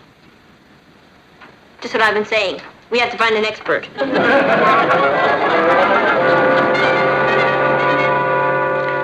You're the daughter of the managing editor of the Chronicle, and you want advice from me, the editor of the Query? That's right. You see, sir, we modeled our class paper after the Query. You copied my paper instead of your father's. Wait till I see Martin at the press club. We'd like to know your opinion of the paper, Mr. Rogers. May I see it? Yeah. We thought we'd come to an expert. Well, there's a mistake right here at the beginning. There is? In one column, you say there's a big drop in the crime rate, and in another column, you say that the principal makes a pitch for the numbers racket. Now, when you set up a front, a big drop in the crime rate. We have no crime rate. That is to speak of. The numbers racket. Did your principal really say this? Is all this true? Well, in a way. You see, what he meant was... What about this play they're keeping under cover? The juvenile delinquents who run away and elope. Is the school doing that play? Yeah. It's in rehearsal now if you want to see it. Except it's a closed set. I understand. Well, girls, thanks for bringing me the paper. Is it all right? The paper? Oh, it's fine. Just fine. You've done a good job. I told you. Well, thanks for coming in. Miss Johnson will show you the way out. Thank you. Say hello to your father for me.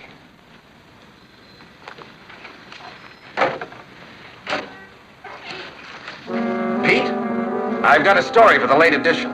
Wait till you see it. Wait till the Chronicle sees it. And Pete, you'll never guess what a liberal education they're getting in Brooklyn nowadays. Mr. Martin, what's a 5-letter word for disastrous confusion? I'll get it! P-A-T-T-Y.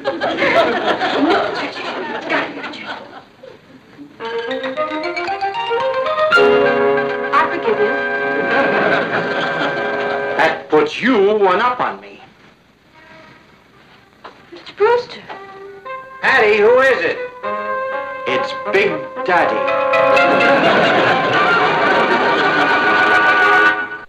Then the paper goes on to say, what kind of principle is it that allows the school drama club to put on a play about rebellious juveniles who run off and get married against their parents' wishes? That was Romeo and Juliet. Romeo and... Go on, Mr. Brewster. Well, it goes on to say that the students seem to be more interested in crime than education. Oh, yes. It says that Patty is your daughter, that you are the managing editor of the Chronicle. When I goof, it's a beaut.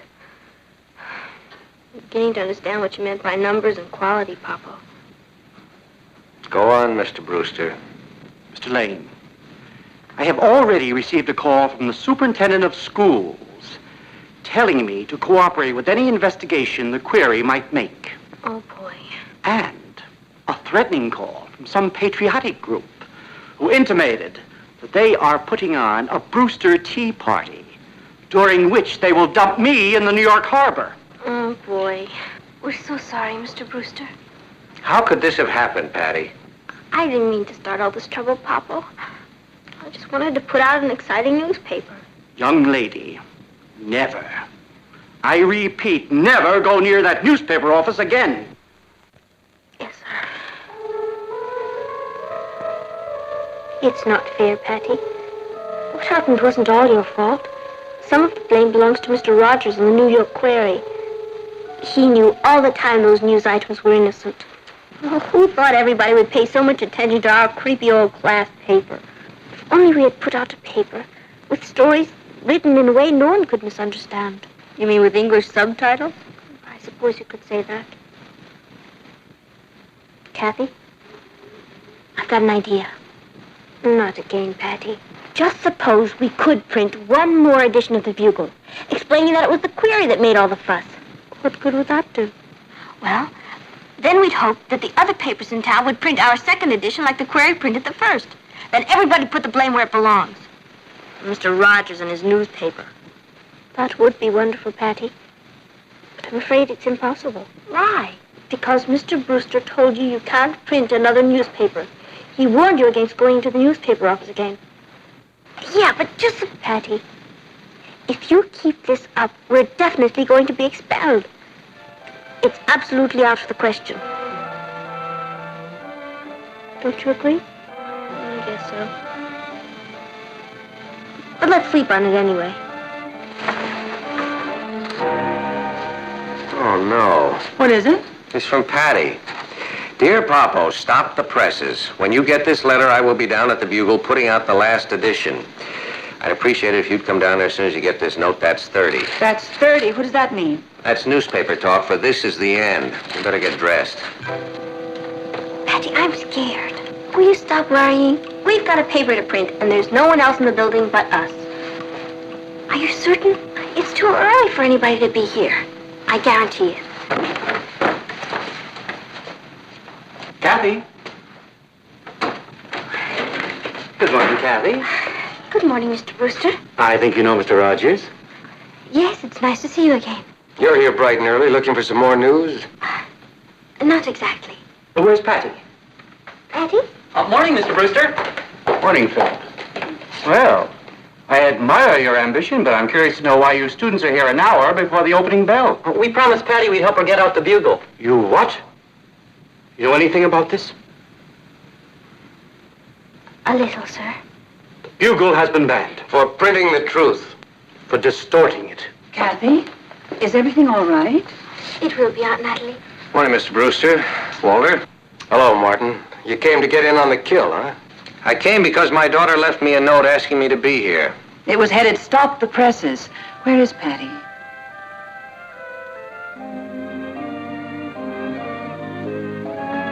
She's in there. In there? Patty was forbidden to go near the newspaper office again. I'm sorry, Mr. Lane, but I cannot have our students flouting the rules. Come on in, Kath. I'm almost through. You know, Mr. Brewster was right. I wasn't putting out a newspaper. I was putting out a circus.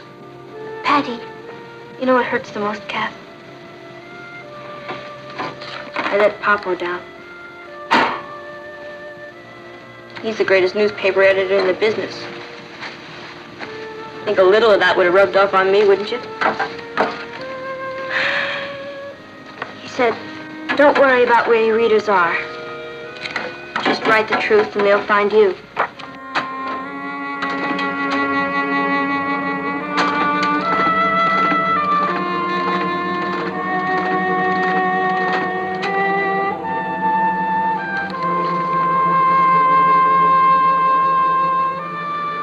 I was going to be the best editor this newspaper ever had. I guess I'm the worst. Oh. Here's my final edition of the Bugle. I printed my apology to the whole school in a box on the front page. Do you think it's big enough?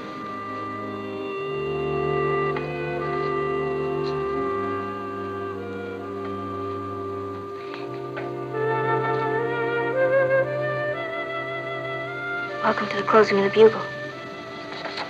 I'm sorry, Mr. Brewster. I know you told me not to come near the office again. I just wanted to make up for some of the trouble I caused. May I see that, Patty?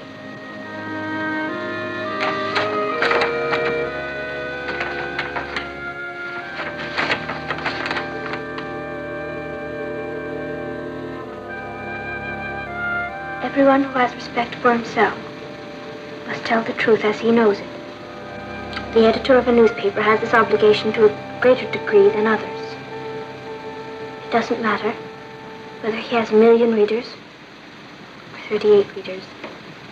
To distort the truth, to take away its meaning, to tarnish its shining brightness, is a step backward into darkness.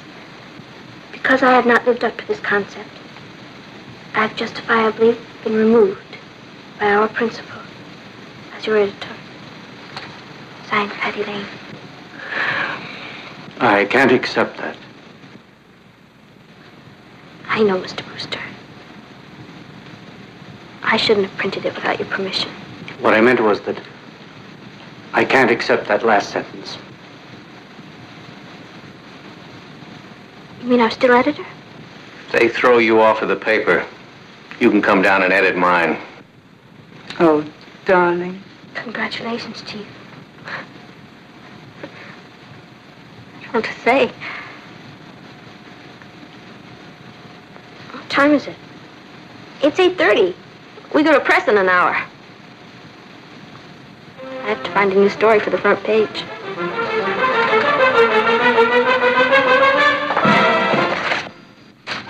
You see if you can dig up any items. I still have half a column to fill. One. Make sure they're legitimate. Don't worry. I will. Oh. I think I have an item for you. Good. What? I don't think you're going to like this one, Patty. Don't be silly. This is the newspaper business. Let the chips fall where they may. I think they just fell on Sally Ann. Hi, Printers, Inc. Hello, Patty. Kathy. Sally Ann. Mr. Harrison? I'm sorry, Patty. Don't be. That's the newspaper game. Take tomorrow's lead. Student editor jilted again. I love you, Patty.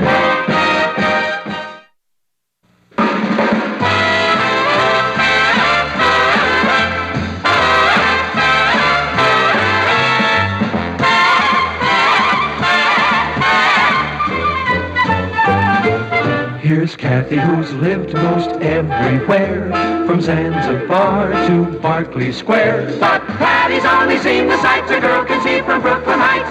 What a crazy pair, but they're cousins.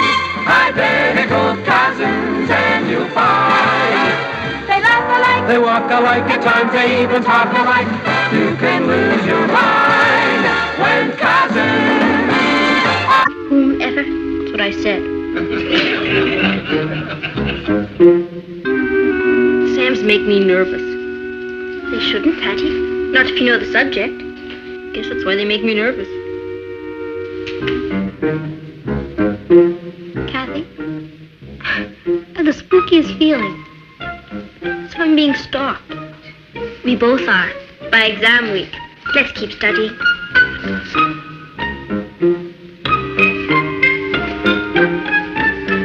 Kathy, I could swear there's someone in the room with us. Yes, Patty. Big Brother is watching. You can invent the most exotic reasons to avoid studying. I guess you're right. It's just battle fatigue.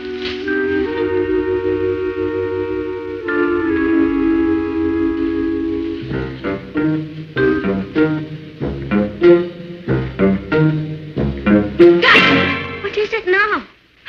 Big Brother isn't watching Kathy, but Little Brother is. Ross, what were you doing down there? Me? I was just passing by. Come clean. What were you up to? Nothing, sis. I was just trying to take your picture. Why were you being so sneaky? I wanted an unposed snapshot.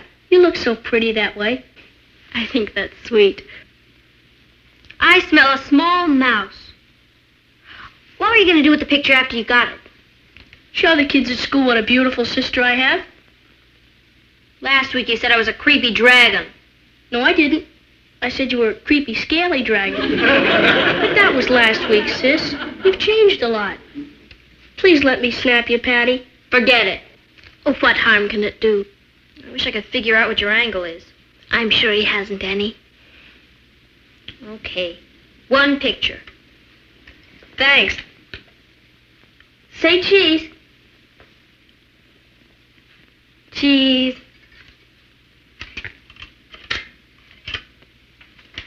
Thanks a million, sis. You're not a creepy, scaly dragon anymore. Funny kid. I guess that deep down he really has some feeling for me. And I mean deep down. I'm sure he does. Yes, sir? It's possible my brother the Fiend is finally joining the human race. Did you get it? Yep, mission accomplished. Boy, women sure are suckers for flattery. Did you tell her what it's for? Nah, what she doesn't know won't hurt her. Boy, imagine Patty being worth a TV set. Here's Kathy, who's lived most everywhere, from Zanzibar to Berkeley Square. But Patty's only seen the sights a girl can see from Brooklyn Heights. What a crazy pair! But they're cousins, identical cousins all the way. One pair of matching bookends, different as night and day.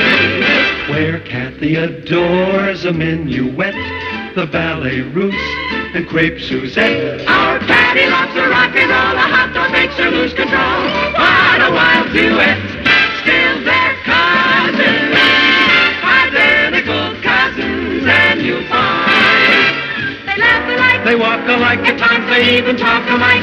You can lose your mind when cousins are two of a kind. Ross, if Patty wins the contest, how will you keep her from finding out? Easy. No one in the family reads the New York Metropolitan. But if Patty wins, won't they write her a letter? I'll intercept it. Even if you do, won't they send a TV set to Patty? Not if I call them and tell them I'm picking it up for her. Boy, you've thought of everything, haven't you? Patty just better win, that's all. Why is this so important, Russ? Promise you won't tell anybody?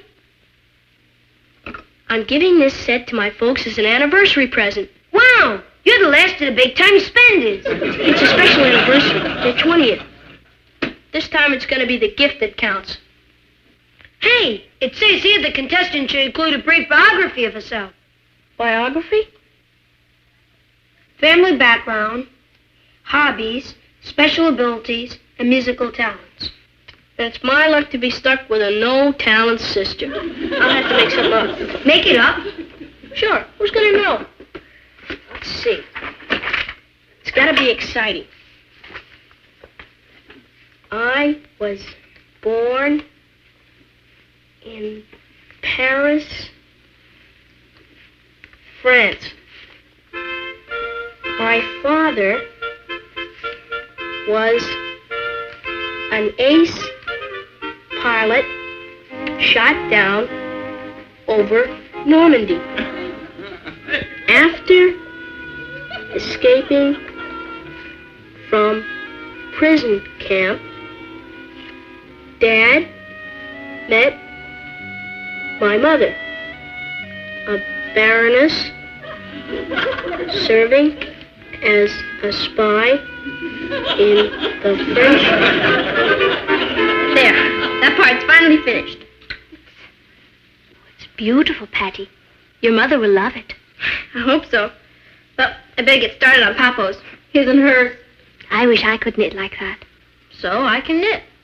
And you can sing an aria and order dinner in almost every country in Europe. Well, a continental childhood has its drawbacks. I was 15 before I saw my first banana split. Ross, how many times do I have to tell you? Knock before you come in. Okay. Come in. Can I borrow an encyclopedia? Yeah, it's downstairs. And remember to put it back where you got it. Don't worry. What's that? Patty's anniversary gift. Matched skiing sweaters. Not bad. Oh, not bad, he says. And what are you giving them? I hadn't thought about it. Ross, it's their 20th anniversary. Time flies, doesn't it? Ross, you are giving your parents a present. I guess so. Another clay ashtray, I suppose. I always say it isn't the gift, it's the thought that counts. How about that tatty-tot? Perhaps Ross doesn't have any money to spend, Patty. You mean he doesn't have any feeling? Now, Patty. Never mind now, Patty. I'd get my parents a special anniversary gift if I had to beg, borrow, or steal. Evening, darling. Oh, hello, dear. What kept you so late? I was getting worried. Anniversary plans. Nat, I managed to book us into the same cabin at Lake George that we spent our honeymoon in. And they say men aren't sentimental. Well, it's a rather special occasion. Been the best 20 years of my life. It's been a wonderful marriage. I'm glad you asked me. So am I. Hey, where are the kids? Well, Patty's upstairs knitting us an anniversary surprise. Matched skiing sweaters. Good. And I presume our son is fashioning another one of his famous clay ashtrays. Probably. I know it's the thought that counts, but why does he always think of ashtrays? As a matter of fact, he hasn't said a word about our anniversary. Usually by this time, he comes hinting around to make sure of the exact date. You don't suppose he's forgotten? Oh, dear, I hope not. Well, he'd feel terrible if it turned out he had, especially this year. Maybe we should drop a hint. Good idea. Give him a chance to dig up some clay. Ross!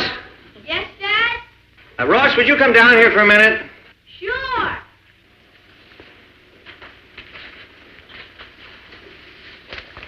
Now make it casual. Oh, don't worry.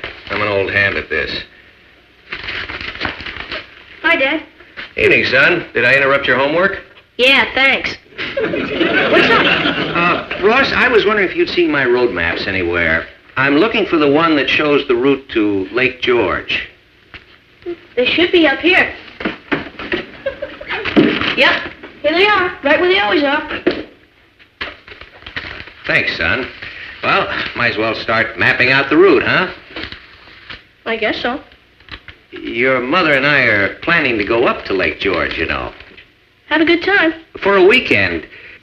The 14th. Sounds great. The 14th is a special day. Do you happen to know what day that is, Ross? 14.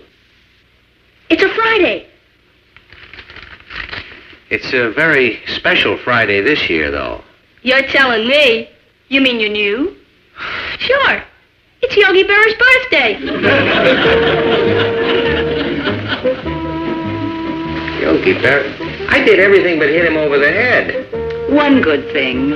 No clay ashtrays this year. Oh, you must be expecting something real special, Ross. I sure am. What is it, a love letter, or did you enter the Irish sweepstakes? No, you see, Ross sent a snapshot of... Ouch! I'm sorry, Ross. There's nothing for you today. Just a couple of bills and a letter for your sister. My sister? It's from the New York Metropolitan. Here, hold these. What's it say? Dear Miss Lane, congratulations. You have been picked as a finalist in our Beautiful Teens contest. Yippee! Wow, you did it! Yeah, but listen to this. The winning contestant will be selected on the basis of both appearance and talent. We request that you appear in our audition hall Saturday the 8th at 1 p.m. to compete against the other finalists by demonstrating the special abilities mentioned in your biography. What does all that mean, Ross? It means we're dead. Why? Can't you ask Patty to go to the audition? Nick, it's obvious you're an only child. She'd never do it. After all, it's to help get a swell present for your folks. Nick, you've got it. That's the angle. After all, they're Patty's folks, too. How can she say no? She can't. Blood's thicker than water. And when the chips are down and Patty knows her kid brother's in a spot, you know what she'll say? She'll say, Blake off. But geez, I've already picked you for the finals. All you have to do is go down there, smile, and pick up the TV set. What do you say? No. Twist that around. Is that your final word? By no means. I haven't started to say what a depraved, deceitful, wicked little monster I think you are. Ross only wanted to surprise your mother and father with a nice present, Patty. Oh, so did I, by eating my fingers to the bone on this sweater. Gee, it looks beautiful. Out. But out. G-E-T. Out. Beautiful teens contest. Too bad they're not picking the juvenile delinquent of the year. Patty, I don't say Ross should have done this, but at least he did it for a good cause. When I think of how he snaked me into posing, I want to show the kids at school what a beautiful sister I have. He must believe that. He entered you in the contest. What could he do? I'm the only sister he's got.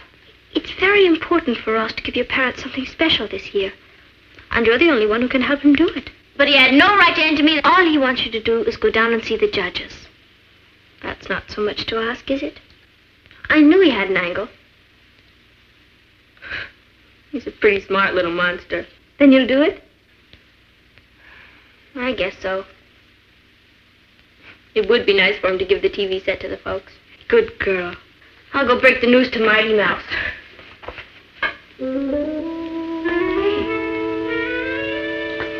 I just realized something. What? I could be Miss Teen. I don't care what they say. Blood is thinner than water.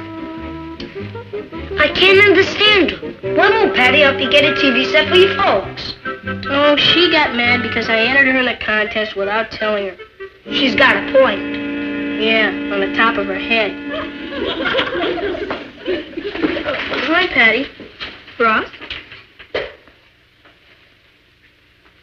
It's pretty pitiful. Forget the ashtray. I'll help you get the TV set. You will? Did I tell you she was the greatest sister in the whole world? I heard. Blood is thinner than water. It's all right. Now, exactly what does old Pointy Head have to do? Just drop down there Saturday and have them look at you. Once they see how pretty you are, we just pick up the TV set and leave. You get a big cup, too. I don't know whether you're the world's greatest optimist or I'm the world's greatest idiot. But let's try it. Ross, why didn't you tell her that she has to sing opera and dance and speak foreign languages? Because if I told her, then she'd never go down there. What happens when they ask her for a sample? You know your problem, Nick? You're a worrier. You're fireless. Come on.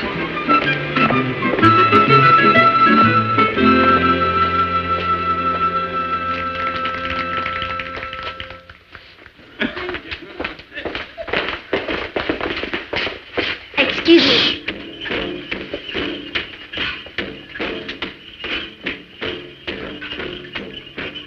Sir, my name is Patty Lane. I'm here from... Lane? Take dressing room 3. We'll call you. Patty, look.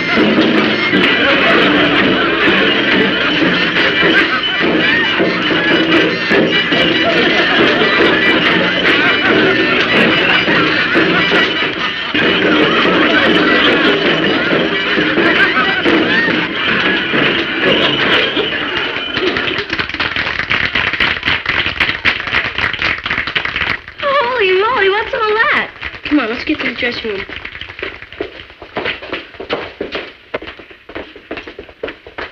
How do I look? Just fine, Patty. Yeah, especially considering you have this terrible cold. I don't have a cold. Well, if you did have, and somebody asked you to sing or dance, it'd be a good excuse not to, wouldn't it?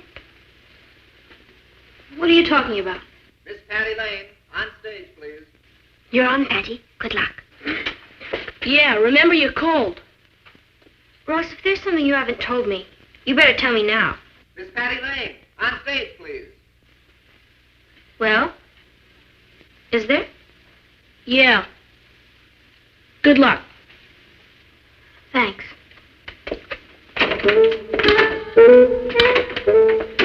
Ross, you haven't done it again, have you? I sure hope not.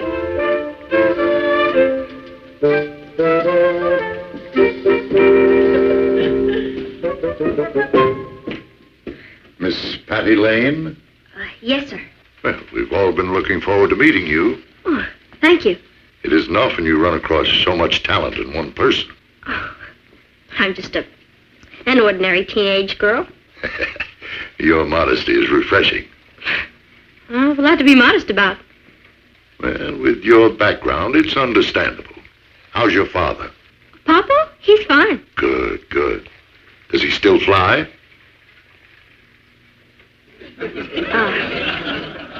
He flew to Pittsburgh last month. I only wish he could have been here today with your mother, the Baroness. My mother, the Baroness? Oh, well, I imagine she doesn't use her title in this country. No. Well, what are you going to sing for us? Me? Sing? I gather from your biography you have quite a remarkable repertoire.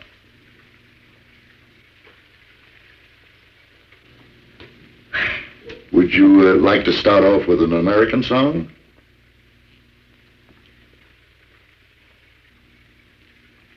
Okay.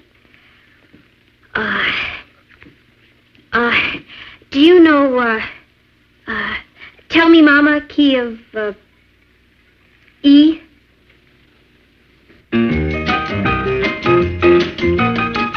Tell me, Mama, what to do if a boy makes eyes at you. Tell me, Mama, what to say when he looks at me that way. Should I let him hold my hand? Tell him that I think he's grand. Tell me, Mama, tell me, Mama, tell me what to do. I don't know what I should do, 'cause I've been taught by the golden rule. If he wants to be my steady boy, should I go and play it cool? Tell me, Mama, if it's nice. Do you know I need your advice? Tell me, Mama, it's okay if he wants to see me every day. Should I let him know I care? Do you think I should beware? Tell me, Mama, tell me, Mama, tell me what to do. Tell me what to do. Tell me what to do.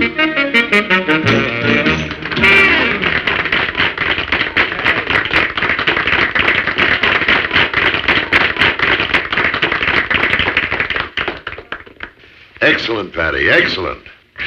Thank you. Well, bye. Oh, could we hear something operatic now?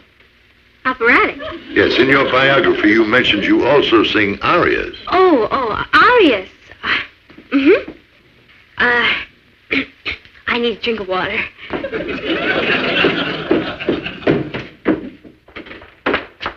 All right, what did you tell them about me? That you could sing a little. I had to make you sound glamorous. Well, I'm not, and I can't sing opera. Well, how was I supposed to know they'd ask you? What are we going to do? Kathy, you can sing an aria. I can, but you talked me into helping the little monster. Now you get ready, fix your hair like mine, and go out there and sing. I'll wait outside.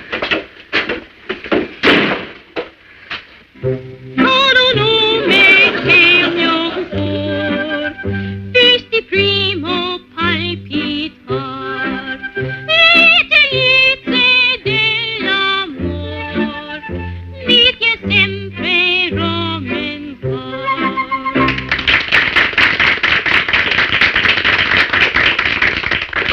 Bravo, Patty.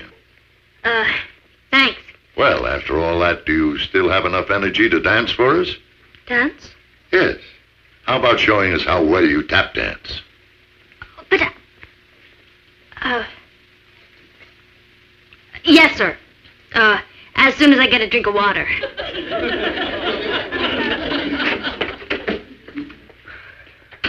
Are we in? I don't know. How well do you tap dance?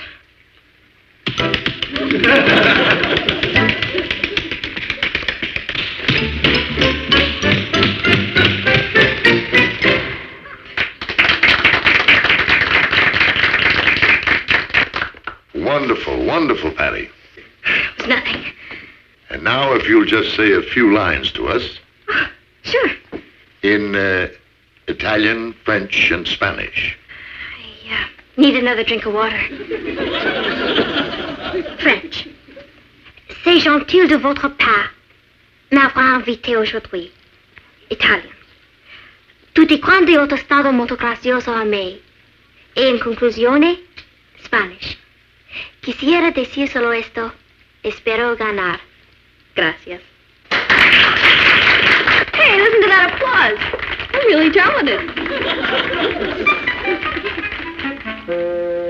Well, we did it. Yeah, we did it. We really fooled them. They never suspected a thing. They'll deliver the TV set tomorrow and you can give it to the folks. Hey, they're gonna ask where I got it. We'll think of something. The important thing is for them not to find out how we got it. Oh, hello, children. I didn't hear you come in. Where'd you get that? We stole it. You what? That's right, Aunt Natalie. It wasn't their fault. I was the mastermind. Maybe you better begin at the beginning. It all started about 20 years ago when you and Mom got married. And then Kathy said arrivederci, and they gave her the cup. And tomorrow they're delivering the TV set. They said Patty had enough talent to be two people. And you did all this just to buy us an anniversary present? It isn't any anniversary, Mom. It's your 20th. You and Dad have been so great to us. I couldn't see myself sticking you with another of those rotten clay ashtrays. We love those rotten clay ashtrays, son. I'm sorry, Papa. I really goofed. By accepting that cup, you cheated the real winner out of it. I know. But it isn't too late. I'm going to go down there and give them their cup back. I'll go with you. Me too. I want to see their faces. Maybe they'll give the TV set to the girl who won second prize. Yeah, she was loaded with talent. And there was only one of her. Yeah. I know it's not your fault, Cuz. But sometimes I think life would be a lot easier if there was only one of me. But a lot less fun. Let's go.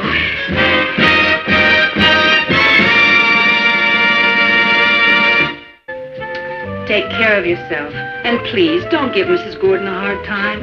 We won't. We'll see you Monday. Goodbye, Kathy. Thanks again. The gloves are lovely. Thanks for the sweaters, Patty. We love them. And, son, it was your finest ashtray. Thanks. You realize it was a last-minute job. Yeah, we realize. Well, goodbye, all. Goodbye, darling. Happy anniversary. Happy anniversary. We'll call tonight. Bye. You know, I don't care if they are my parents. They're the end. Yeah. Patty, can you play the tuba? No. Why? I'll bet you could if you tried. Ross? Well, it's just that there's this contest for girl tuba players, and I was thinking...